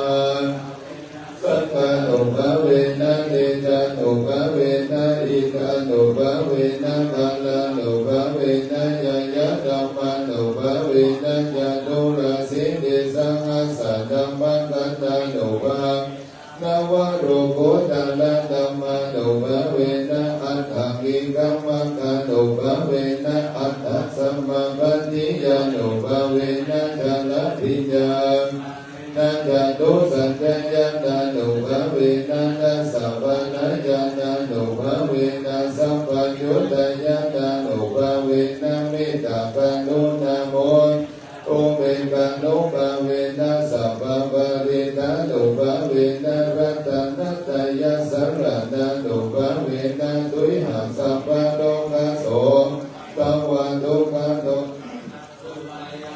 วินัสสันโตสัมปะอันตังยัมปิวินัสสันโตสัมปะสังฆัปะตุยหังสัมมิจันตุติกายุตาตุยหังปุตโตวัสสันติเวนัสสัมมากิโกโหตุสัมปัตตะอาคัสสัมปันตัตตะวะนะอุวิคัมภะมหาตารังกะกะเดวะโนรังคันโตทุกขปัตตะญาณิทุกขปัญญปัตตะญาณิปัญญสุขปัตตะญาณิสุขังวัตตุสัพเพปิปานิโนอิตวัตตาอิสัมปัตตะปุญญสัมปัตตะสัพเพเทวานุโมทันโตสัพพะสัมปันติสิทธิยาตันตังตันตันโตตันตยาสีตังนักขันโตสัมปัตตะภวันตาภิพุทโธกันจตุนิวัตตังกันตังสัพเพพุทธะปัลลัมปันตะปัญจิกันตัญญายะอารังอัตตะตัญญติเตนะตังกัมปันตามิสัมปะโสนังอัตตยะกะพุทธังตังกัมปันตานาติวะระนังอันตันติสังโฆปัตตะเวนังปัตตยะกะพุทธังตังกัมปังกันาติวะระนังปัจจิตังสาธุภะเวนะอันตันติสัมโฆปัตนังปัตตยะกะพุทธังตังกัมปังกันาติวะระนังปัจจิตังสาธุภะอันตันติสัมโฆปัตตะเวภวตุสัมมามังคันตังรักขันตุสัมปะเจวันนะสัมปะพุทธานุภาสัตตะโสติภวันตุเตภวันตุสัมมามังคันตังรักขันตุสัมปะธัมมาตุภะเวนะสัตตะโสติภวันตุเตภวันตุสัมมามังเอวันตสัมปันสังฆานุภะเวนะสัตตะโสติภวันตุเตอะโรกัยยัมปันธัมมะธัมปันสันตุนิพพานัมมังวิสัสสะภะคะมะยันตินิพพานังปะละมังสุขังสาธุสาธุสาธุเป็นมามังคละที่แล้วเป็นในโอกาสนี้จะได้น้อมรับด้วยใจเป็นหลวงพ่อได้พบคุยได้และรังสีจะได้พบข้อมือด้วยกับพระครูวิรัตสุวรรณากรนะครับพระครูวิรัตสุวรรณากรจะเข้าไปผูกข้อมือก่อนที่จะที่องค์ครูบาอาจารย์ด้วยเมตตาส่วนพุทโธมังคละและต่อด้วยมหาปรมิโกสุไปครับพุทโธมังคลังสัมพุทโธสัมพุทโธนิพพานโตธัมโมพุทธังมังคลังมังคัมมา สัพพะทุกขะปะปุจจเดธัมโมมังสมุตุกัมมิโตโตตัสสุอะโตตัมมะมังกัมตัมมะกัมมะสัมภะพยาภะมุจจเดสัมโฆมังสมุตโตตังกินายโยอันโยตันโตสังฆมังคารัมมังสัมปะโรกะปะปุจจเนเทยันโตโกริยามุเรสังกายะนันนังกิวันตะโตเอวังกังวิจโยโหหิขยัมมังคะเลอาภารันติตัมปะรังเกสิเสปัจจวิโภคะเลอาวิเศษเกสัมปะพุทธันตังโยบะโมดันเนสุนังปัตตังสุมังคะลังสุขังปันตังสุโมดิตังสุขันโตสุโมโหโตจะสุยินานิโสปัตตังกินังอายังกัมมังปัญจังกัมมังอันตังกินังอันตังกินังมโนกัมมังกัมเนปัตตังกินังปัตตังกินานิกัตตวนารัมปัตตังติปัตตังกิเน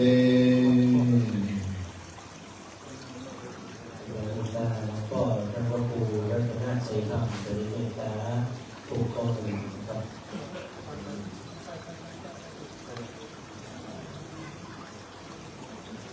จะเป็นมหามังคลากับท่านพระครูวิรัตสุวรรณกรเป็นมังคลาพัฒนาสถาวัดมังตวงโบราณชาวเมืองได้มีความปีติเปิดปีติใจมันที่ได้ท่านพระครูวิรัตสุวรรณกรจะได้เจริญยังสมณศักดิ์เจริญยังสมณสุขเจริญยังสมณวัดให้ยิ่งขึ้นไปกับและในการที่ท่านสจ.ยงยุทธวิชัยได้เข้าเมื่อพิจารณาสักการะในหลวงพ่อท่านพระครูวิรัตสุวรรณกรในการที่เขาเรียกเป็นสุนครับว่าของเข้ามาปวดวันนี้ผูกข้อมือข้ามขวนโดยท่านสจ.ยงยุทธได้น้อมดูที่มาสักการะท่านพระครูวิรัตสุวรรณกรผู้เป็นใจยมังคลาการมงคลนามท่านสจ.ยงยุทธยาวิชัยนะคือมีใจแต่ละเหมือนกันทุกคนนะครับวันนี้ในโอกาสนี้เราจะได้ตามในระยะประเพณีร้านนาเราก็จะได้สมาพรการ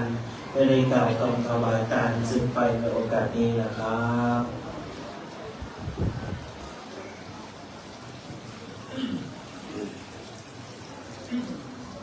ต่อไปจะได้กล่าวความธรรมะในการกับตัวมาล้านนาครับเป็นการเทมาในวัดที่ถือโคตรสาธุสาธุโอกาสังพันเตสะเบสัพพังวัตถุตานานาวันนี้ไม่มีสมณะสักการะท่านพระครูวิรัตสุวรรณกรและมหาโมลันจันทาผู้การตั้งหลายก็ได้โลกแก่งห้างดานานมันคือการตัวละวันดีพระพรเธอที่จะเอาน้องไว้เป็นตาในตามอุปาบาทดวงดอกไม้มาตกแต่งไว้เงาพานเพื่อจะพอจุมายังวันทุกตานางละหลักธรรมะของพระจุมันอันทำผู้การจะเป็นวันเอาไว้ยังวันผู้การทั้งหลายได้ลงแก่งห้างการตานหลอดว่ามีใจปวดชื่นก่อวานมัวเมื่อใจเก่ากรรมละเลือนโมนับปะโลออกปากเป็นกรรมอันได้หยาบวันดีกาก็หัวพิษจากกองทัพตั้งแต่สิ่งคือบุพพาภาก็ยิ่งร้อนบ่ใดบังเกิดขึ้นในใจลมจันทร์ทางกัจจิตนาพวกมีใจข่าวสายพวกแก้วอัปปะละภาก็จิตนาหลอดว่าได้เมื่อตาแก้วพวกมีใจจงชื่อแห่งนิติพวกมีปีติตื่นตอง ยังมีใจหวงข้องโดยโลภะแหล่งมาเสียละทับสู่การทำลายหวงเป็นโตสักตามมาที่แต่ที่ได้เกิดพอสุมาสัพพะวันทุกขานาหายปวดได้หายจากโทษแต่เวรกรรมหายจากไม่ควรทำกรรมอันจังทั้งหมดการเสียรับทั้งจำเป็นตุจันทระและเอกปานแก่ผู้ฆ่าทั้งหลายทุกผู้ทุกคนทุกใจน้อยใจนี้นั้นอยู่จังนี้เที่ยงแท้ดีดีสานะกาเรวะติกาเรมโนกาเรสันติจะปะมาเตนะวาอัสสันติจะปะมาเตนะวาจานะกัมเมนะวาวะติกัมเมนะวามโนกัมเมนะวาอธิทัตโตสังอนาคตโตสังปัจจุบันโตสังสัพพังโตสังธรรมันตุโน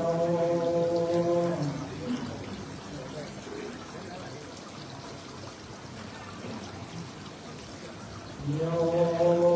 จันนิสิโนวานาโพธิโมเลมาลังสัพเพนังมหันติวิจัยโยสัพโพธิมานาติอานันตัญญโนโลกุตโมตังปัญนามานิพุทธังตังปัญนามานิธัมมังตังปัญนามานิสังฆังทุนันตุพุทโธเทวานาคาราชาอินโดยมะราชากัมมาราชาภาราณิสิริปุตตมะติคานาอาวัสสะรักขาพิตามาตาบุพกาลาเทวาโมทันตุสัมสัมมาตุเทหินาโมทัมมานา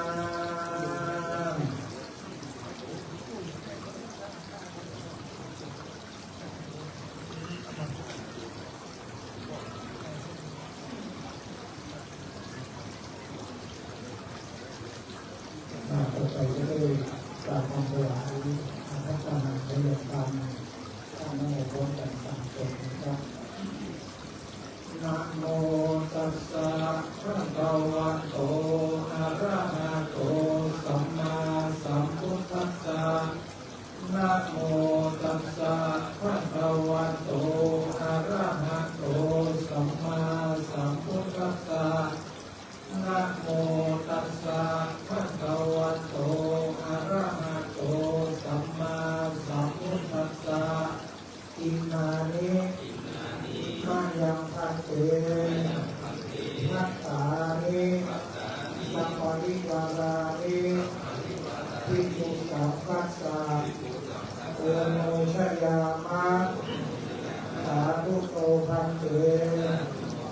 ภิกขุสังโฆอิมานิมัตตานิสัพพะริวารานิปฏิปันหาตุปัญหาตังทีฆะระตังทิตายะสุขายะข้าแต่พระสงฆ์ผู้เจริญข้าพระเจ้าทั้งหลายขอน้อมถวายภัตตาหารพร้อมบริวารทั้งหลายเหล่านี้พระสงฆ์ขอพระสงฆ์จงรับภัตตาหารพร้อมบริวารทั้งหลายเหล่านี้ของข้าพเจ้าทั้งหลายเพื่อประโยชน์และความสุขแก่ข้าพเจ้าทั้งหลายแก่ที่ญาติโยมทั้งหลายมีมารดาบิดาเป็นต้นตลอดกาลนานเทอญสาธุ เรื่องของอดีตขอรับเกียรติจากศรัทธาท่านเจ้าภาพอดีตรับเป็นเจ้าภาพเรื่องกับที่ในเบื้องต้นขอได้รับเกียรติ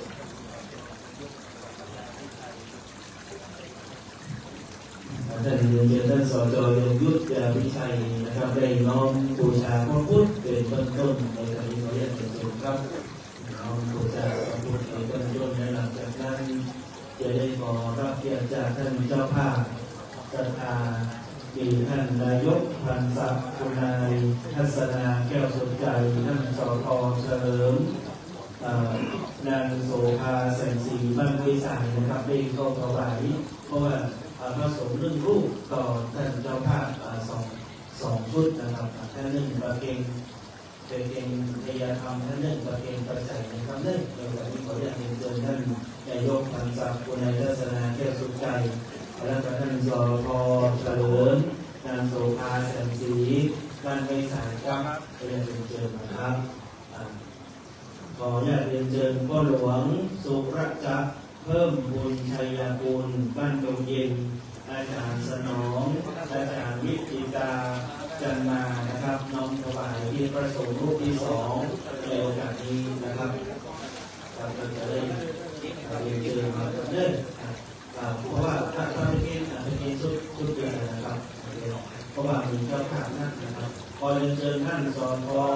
สุชาตินางสายใจวงพ่อครับท่านคุณเจษดานางสมศรีองค์อาจครับนี่ชุดที่3ครับเรียนเชิญชุดที่3เรียนเชิญชุดที่4นางสมใจสาริวงศาบ้านภูมิค่านายอศิลป์สืบแย้มนายมาหน้าหน่อยเดนเนอร์จงนะครับยกครับเรียนเชิญนางธัญรัตน์กูเอื้องบ้านห้วยทรายนางพรทิพย์อินทคำบ้านห้วยทรายครับเรียนเชิญนะครับนี่ก็เป็นเรื่องคู่ไปนั่นนายสุพัฒน์นางดวงจ๋าจันตาบุญนางจันเพ็ญวงศาบ้านต้าข้างเหนือเรียนเชิญนางสาวอ่อนชะพรใจมาเบี้ยนายวุฒิไกรตันติกงนะครับเป็นเชิญเป็นประเคนเด้อประเคนโคราชชุดนะครับชุดหนึ่งประเคนทยธรรมชุดหนึ่งประเคนสังฆทานนะครับเด้อเพราะว่าเจ้าภาพนั้นนะครับขอเป็นการเด้อเรียนเชิญนายประพันธ์ตาวิตาเรียนเชิญนายวิมลนางอมพรวงห่อกับเรียนเชิญครับคนละชุดนะครับเด้อคนหนึ่งชุดพยาธรรมคนหนึ่งชุดปัจจัยนะครับเรียนเชิญนายสุพงษ์นางดวงพรกันทคำนางจุ๋มจิ๋มชัยปันนางสาวกันนิกาสุริยคำบ้านท่าข้ามอันนี้มาชุดเดียวกันเด้ออันนี้ชุดที่นายเชิญนายสุภกรนางนิชาภาฟูเมืองบ้านท่าข้ามนายณัฐพรทาคำนางสาวสรัญญานันทวงศ์อันนี้2ชุดที่เดียวกันนะครับ2ชุดนี้ประเภทเดียวกันเนี่ยกองบุญหมู่บ้านวังตวงพ่อหลวงสมบูรณ์แม่หลวงกุหลาบตุ้ยแก้วบ้านท่าข้ามอันนี้ประเภทเดียวกันนะครับตุ้ยแก้วประเภทเดียวกันเนี่ยมาสองท่านเจ้าภาพต่อเรื่องรูปนะครับเรียนเชิญนายทองอินนางแสงอินเป็นแต้วนางสาวทันพาดีไอ้เรือนครับเรียนเชิญนะครับขอบคุณนะครับเด้อเรียนเชิญพ่อครูเกษมแม่แก้วกันทาอินบ้านแปะเรียนเชิญนายภูลนางแดงชัยวิทยาการอันนี้เป็นกันนะครับเด้ออันนี้ประเทศด้วยกันนะครับเรียนเชิญนางชัยยานางกันนัทมริวันนานวิสุทธิการต้าข้างเหนือเรียนเชิญนายศรีนวลนางแสงวันพ่อหลวงเอกพงศ์สมคำดีนะครับในอันนี้ชุดเกี่ยวกับเรื่องอันนี้ประเด็นด้วยกันนะครับเรียนเชิญร้อยตำรวจเอกสมคิดนางจันศรีขาดจันแก้วนายวิทูลนางพิรักพันธ์วันณดิถีเรียนเชิญประเทศด้วยกันเลยนะครับเรียนเชิญนายธงชัยนางสมเพชรวิชัยชาติร้อยตำรวจเอกเกษมแก้ววงศ์นะครับเรียนเชิญนะครับเรียนเชิญนางศรีนวลปัญญากิติกุลนายบุญนางปันบุญเรืองนะครับได้ประเคนด้วยกันนะครับเรียนเชิญนะครับเรียนเชิญนางทองใบสิงห์ใจนางสาวบุญนิกาปัญญามาน เรียนเชิญนางบัวแสนสุวรรณเรียนเชิญนางชวนศิลป์นันทวงศ์นะครับขออนุญาตเรียนเชิญเด็กก่อนน้องสมัยไทยธรรมนะครับเรียนเชิญที่ได้ประกาศไปแล้วขออนุโมทนากับไทยธรรมทุกท่านหากว่ารายชื่อท่านไหนที่ขาดตกบกพร่องขอมาแจ้งกำเนิดมาบอกจะได้ประกาศรายชื่อรายงานหากว่าได้จริงที่ขาดตกประกาศใดก็ต้องขอส่งอาภัยก็ต้องขออนุโมทนากับเจ้าภาพโครงการเด้อที่มาได้เอ่ยนามก็ดีได้เอ่ยนามก็ดีต้องขออนุโมทนากับเจ้าภาพโครงการทุกโครงการนะครับและในโอกาสนี้ก่อนที่เราท่านทั้งหลายจะได้พักผ่อนจะได้ขอน้อมรับสมุทรนิยกถาและก่อนจะได้รับสมุทรนิยกถาขอได้กราบอาราธนาท่านหลวงปู่วิรัตสุวรรณกรได้กล่าวอนุโมทนาขอบคุณพระมหาเถระขอบคุณท่านสัตตาเจริญพรขอบคุณท่านสัตตาสาธุชนสักเล็กน้อยนะครับท่านหลวงปู่วิรัตสุวรรณกรจะได้กล่าวขอบคุณพระมหาเถระผู้บังคับบัญชากล่าวอนุโมทนาสัตตาญาติโยมเล็กน้อยและก็รับผลนะครับขอถวายความเคารพพระเดชพระคุณหลวงพ่อผู้อิทธิการนำสีที่ปรึกษาเจ้าคณะจังหวัดเชียงใหม่พระเดชพระคุณหลวงพ่อพระครูก็จะได้ใช้ธรรมที่ปรึกษาเจ้าคณะตำบลเมืองโตพระครูหลวงพ่อวัดประสาทหลวงพระอาจารย์พระครูสุจิตปัญญารัตน์พัฒนาอำเภอฝั่งทองและครูบาอาจารย์เข้ามาเรียนรู้ทุกท่านขอเจริญพรท่านสมเด็จพระนิพนชัยท่านนายกอบต.เทศบาลพร้อมกับคณะกรรมการผู้ดำเนินการเรียนรู้ทุกท่านและได้มาว่าขอบคุณเราโรงครัวโรงทานทุกท่านทุกหมู่บ้านที่มาร่วมในงานทำบุญฉลองในวันนี้ก็ขอให้คุณพระพุทธพระธรรมพระสงฆ์และสิ่งศักดิ์สิทธิ์ทั้งหลายได้มาปกปักรักษาคุ้มครองกับญาติโยมคณะสัตยาทุกท่านเพราะว่าจะเป็นเจ้าภาพสังฆทานเจ้าภาพโรงทานเป็นผู้ปกครองทุกท่านทั้งหลายจนในตัวเองได้รู้วันละสุขภาพละทุกท่านทุกคนสาธุกับอาจารย์น้อมรับเมตตาจากหลวงพ่อพระรูปวิทยานารังสีที่ปรึกษาเจ้าคณะจังหวัดเชียงใหม่ประสงค์การส่งองค์เมตตาได้กล่าวสมบูรณ์นิยคาถาและมือปอดเกี่ยวกับขอบคุณครับมีตัวการแสดงความดีกับท่านพระครูปีนักที่ได้รับเกียรติจากเป็นพระครูอยู่ในตรงนี้ขออนุญาตเป็นพิธีต่อเนื่องในพุทธศาสนาไปเรื่อยมาด้านประเพณีเป็นพระที่มีความรู้ที่ได้ที่มีการที่เคยสอนที่วัดพุทธนิมิตรนักเรียนมีก่อนคำนี้ไม่เรียน100 กว่ารูปเรียนที่จะ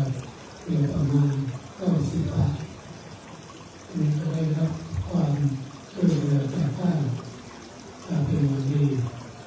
ท่านก็ไม่ได้อยู่ที่วัดนี่เกิดมาเกิดแค่ที่วัดที่โรงเรียนท่านก็ได้ปกปักรักษาดูแลปกครองก็เป็นที่ศาสนาพุทธศาสนา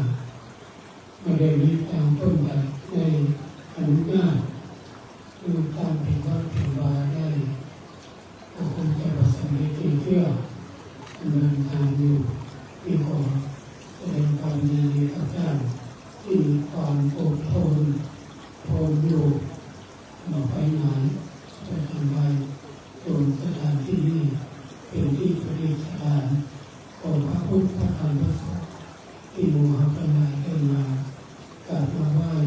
ให้มาถึงในการในวันนี้ก็เลยนั้นท่านศรัทธาทั้งหลาย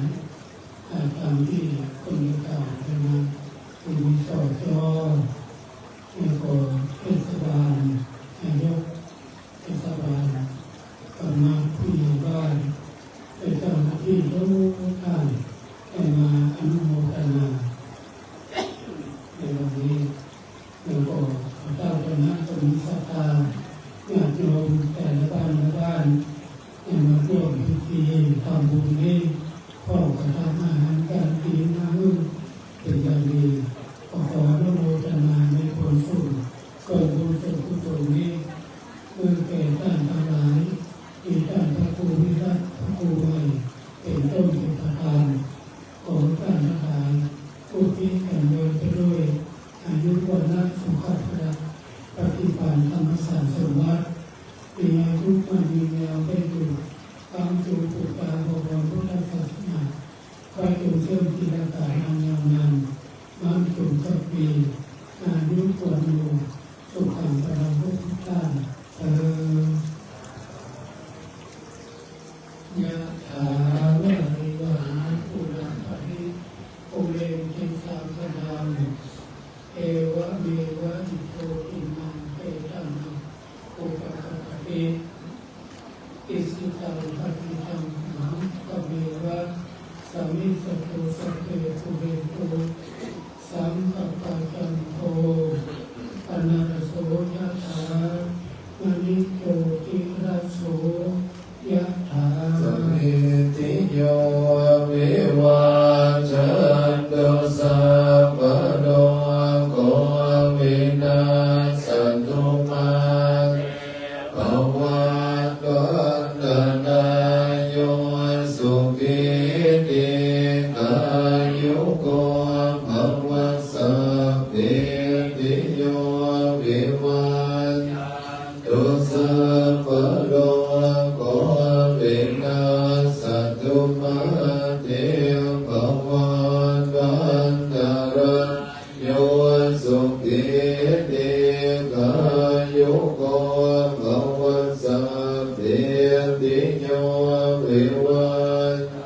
ตุสัพพะโรโควินาศตุมาเตภวัตวันตรายโยสุขิกายุโกภวะอภิวาทนาสิริสนิจังวุฒปัจจายโนจัตตารโออัตติอายุวันโนสุขังภาลังอัคคโตเวปัสสนานังอัคคังธัมมังวิจารตังอัคเขปุญเตปัสสนา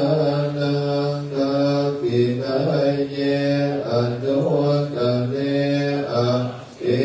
ธัมเมปัสสนานังวิราโกปัสสเมสุเข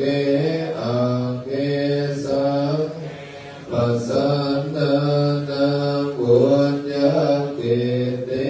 อนุตตเนอัคคัสสมิงนันตันตันตังอัคคังบุญญาภวัตติอัคคังอายุจวัตโดยจัญญโสกิติสุขังพลังอัคคัสสนังกาเมกาวิอัคคัตตัมมัสสมาหิโตเทวะปุณมโนโสวะอัคคปัตโตปโมทติติรัตนตยาโตภาเวนรัตนาตยเตโลกะโลกะภา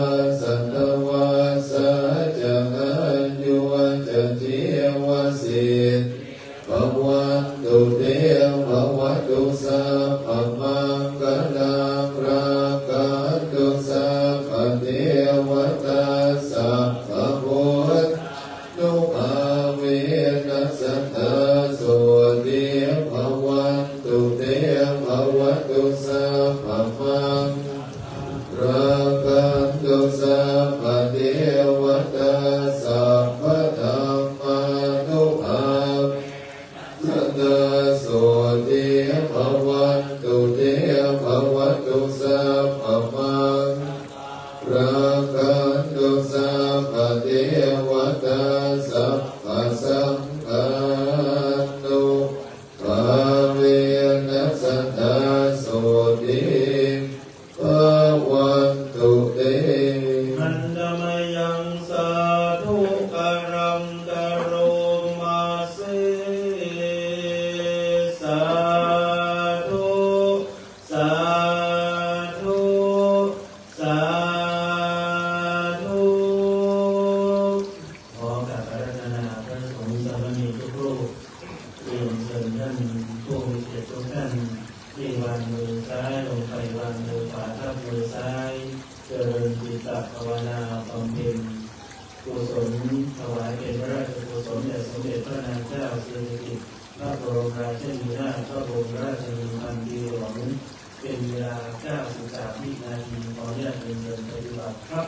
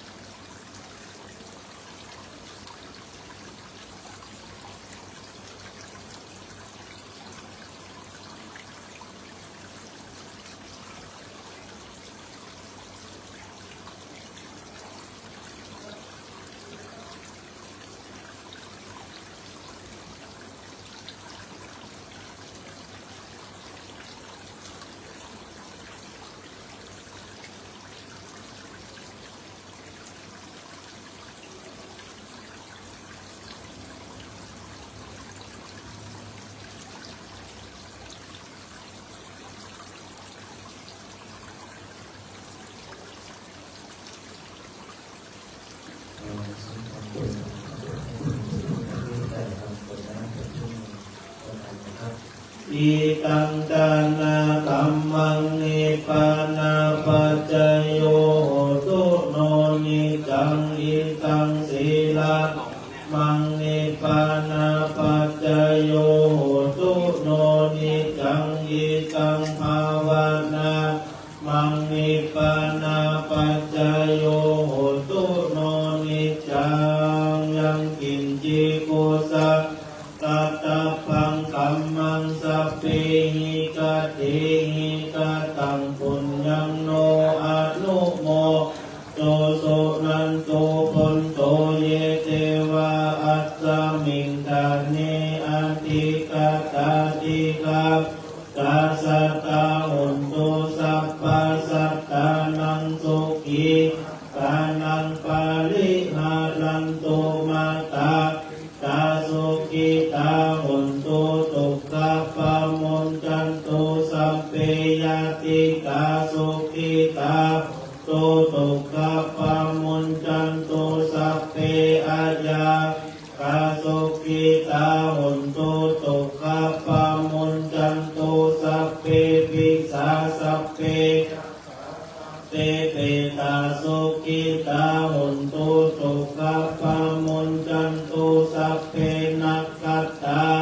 อิตาหุนโตตุกะปะมุนจันโตสัพเพเทวาอิตาหุนโตตุกะปะมุนจันโตสัพเพจาริโยปัจจยาสุขิตาหุนโตตุกะปะมุนจันโตสัมปตินังสามิจันตุโอวันตามิพุทธังปังเมโตสังฆัมมัสสะเมพันเตวันตามิธัมมังปังเมโตสังฆัมมัสสะเมพันเตวันตามิสังฆังปังเมโตสังฆัมมัสสะเมพันเตวันตามิอุปัฏฐาจาริเจสัพพังเมโตสังฆัมมัสสะเมพันเตวันตามิธัมมัฏฐานังสัพเมโตสังฆัมมัสสะเมพันเตวันตามิอาลาเม ปัตตามายังสัพพังเมโตสังฆัมมาทัมเมปันเตวันตามิเจติสัพพังสัพพัทธานิสุปฏิทิตาสลิลาสุมหาโพธิพุทธานุปังสักการังสักการะกะโลเกวะโลเกธัมมะโลเกจัมพูจิเปลังกาจิเปลีลาธาตุโยเกสาธาตุโยอาระธาธาตุโยเกติยังกันทะโพธิจตุราสิติสัพเตธัมมัคคันเตสัพเพสัมปัตตะเจติยังอะหังวันตามิสัพพะโสกับที่เชิญทุกท่านนะตามครูบาอาจารย์พระมหาธีระมีหลวงพ่อเป็นครูรัตนชัยธรรมเป็นต้นนะครับน้อมศีรษะลงเล็กน้อยทางกายน้อยพร้อมๆกันนะครับวันตามิพันเตสัพพังอัปปะราทังกัมมัตเมพันเตมยากตังปุญญังสามินานุโมทิตัพพังสามินาตังปุญญังไมหังกากัปปังสาธุสาธุอนุโมทามิอายุธรรมปกติอายุวันโมทุกขังปัสสาธุขอบคุณทุกท่านที่กราบบูชาพระรัตนตรัยของท่านนะครับอะระหังสัมมาสัมพุทโธภะคะวาพุทธังภะคะวันตังอภิวาเทมิสวากขาโตภะคะวะตาธัมโมธัมมังนัมมัสสามิสุปฏิปันโนภะคะวะโตสาวกสังโฆสังฆังนะมามิขอการนิมนต์หลวงพ่อเจ้าคณะอำเภอพระองค์งามพระพุทธมนต์ญาติโยมสาธุชนผู้ร่วมพิธีครับขอเป็นตาหลวงพ่อได้เป็นตาพระองค์งามพระพุทธมนต์นะครับกับประเด็นนั้นได้รีบถวายพระทหารเพลนะครับหลวงพ่อเจ้าคณะอำเภอหลวงปู่สุจิตปัญญารัตน์น้องพระองค์งามพระพุทธมนต์ยันโตโกติยาโมเลจักยานามนันติวัตโนวังตังวังวิชัยโยวิชัยยาสุชัยมังคะเลอะปะลาสิทธัปะลังเกเสมังวิโภคะเลอภิเสเกสัพพะโพธานังอะคัมปะโตธัมโมตันติสุนาภาตังสุขังพลังปัตตังโยติตังสุปโนสุโมโหโตจะสุเยตังธัมมัจจาริสุภราภินังกายกรรมังปัญจกรรมังรัตนาภินังปัตตาภินังมโนกรรมังปณิทิเตปัตตาภินาปัตตาภินานิกัตตวานัรพันตัสเตระนาภิเนสาธุกับอะไรรับเกียรติจากชุดปกติขาวนะครับเนี่ยได้เป็นเชิญผ่านกันแล้วก็ครูกันนะครับเนี่ยเป็นเชิญชุดปกติขาวแล้วก็ได้เป็นชุดคนหัวบ้านรัศนาคณะกรรมการเนี่ยขอให้เชิญนะครับเป็นมาตรนะครับเป็นนายกนะครับได้เป็นภาพประวัติศาสตร์นะครับขอขอบคุณหลวงพ่อท่านพระครูรัตนชัยธรรมพระครูคุณนั่นเองที่ท่านหลวงพ่อท่านพระครูพระมนต์ท่านทักษีท่านพระครูสุจิตปัญญารัตน์ท่านพระครูโสภิตโยภาสท่านพระครูโกราจารย์มหาเถระลูกๆนะครับท่านพระครูรัตนพงโยภาสท่านพระครูสุพจน์ปัญญาพุทธท่านพระครูโสภิตชนาธิการท่านพระครูพิสิทธิ์ไปลุกขันติคุณท่านพระครูพิสิทธิ์ปัญญาพิรักษ์ท่านพระครูปริยัติธรรมพินิจท่านพระมหาสมศักดิ์สุจิโตท่านพระครูประโชติจารุวรรณท่านพระครูท่านประหลัดสวัสดิ์คณะมงคลสิทธิคุณ ท่านพระนิการอนันต์ท่านพระอุปรัตนากรท่านพระปรัจจักรีท่านพระอาจารย์สราวุฒิพระอาจารย์สุรศักดิ์พระนิการวรวิทย์ นี่นะครับ1 2 3 1 2 3 พยากรท่านพระครูบาอาจารย์วิชัยทุกรูปนี้โปรดเมตตาเดินทางมาเป็นส่งในพิธีขอขอบพระคุณท่านสจยงยุทธดาวิชัยที่ได้กรุณาเดินทางมาร่วมในพิธีเป็นผู้ช่วยนายกปันศักดิ์อุไรทัศนาแก้วสุใจท่านนายกเทศบาลท่านรองนายกท่านพ่อกำนันพ่อหลวงบ้านผู้บ้านนะครับเพื่อขอบพระคุณทุกคนทุกท่านเรียนเชิญได้ร่วมรับประทานอาหารขอบพระคุณท่านเจ้าภาพโครงการทุกโครงการนะครับที่ได้เรียนเชิญได้มาร่วมออกโครงการวันนี้ก็ขออนุโมทนาบุญกับพ่อหลวงพ่อกำนันท่านนายกเทศบาลรองนายกและก็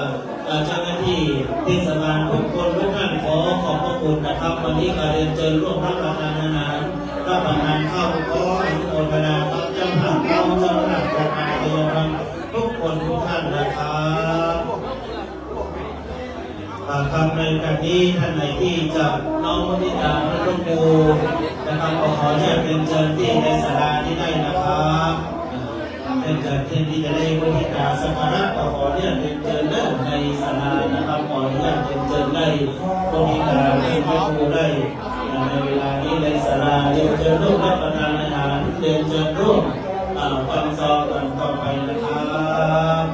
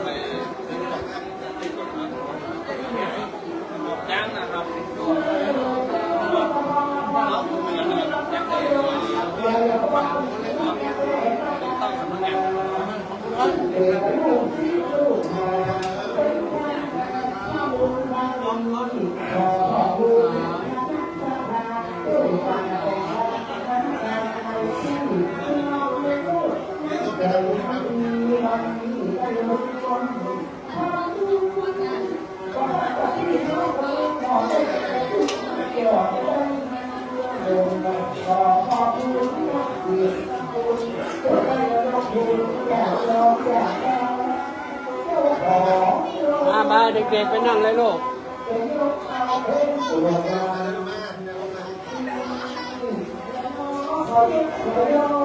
เด็กๆเข้าไปลูกเข้าไป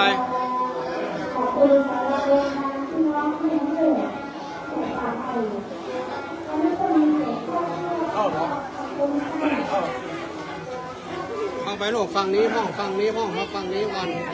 มาฝั่งเพชรไว้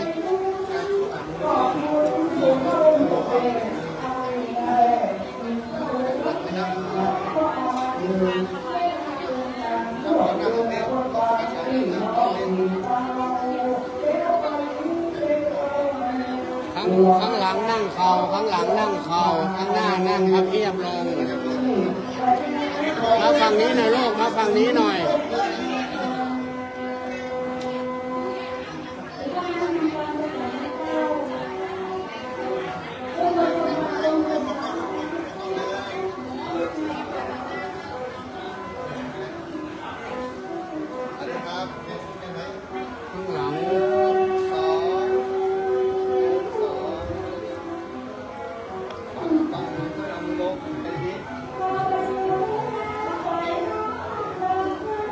ดูกล้องนะครับ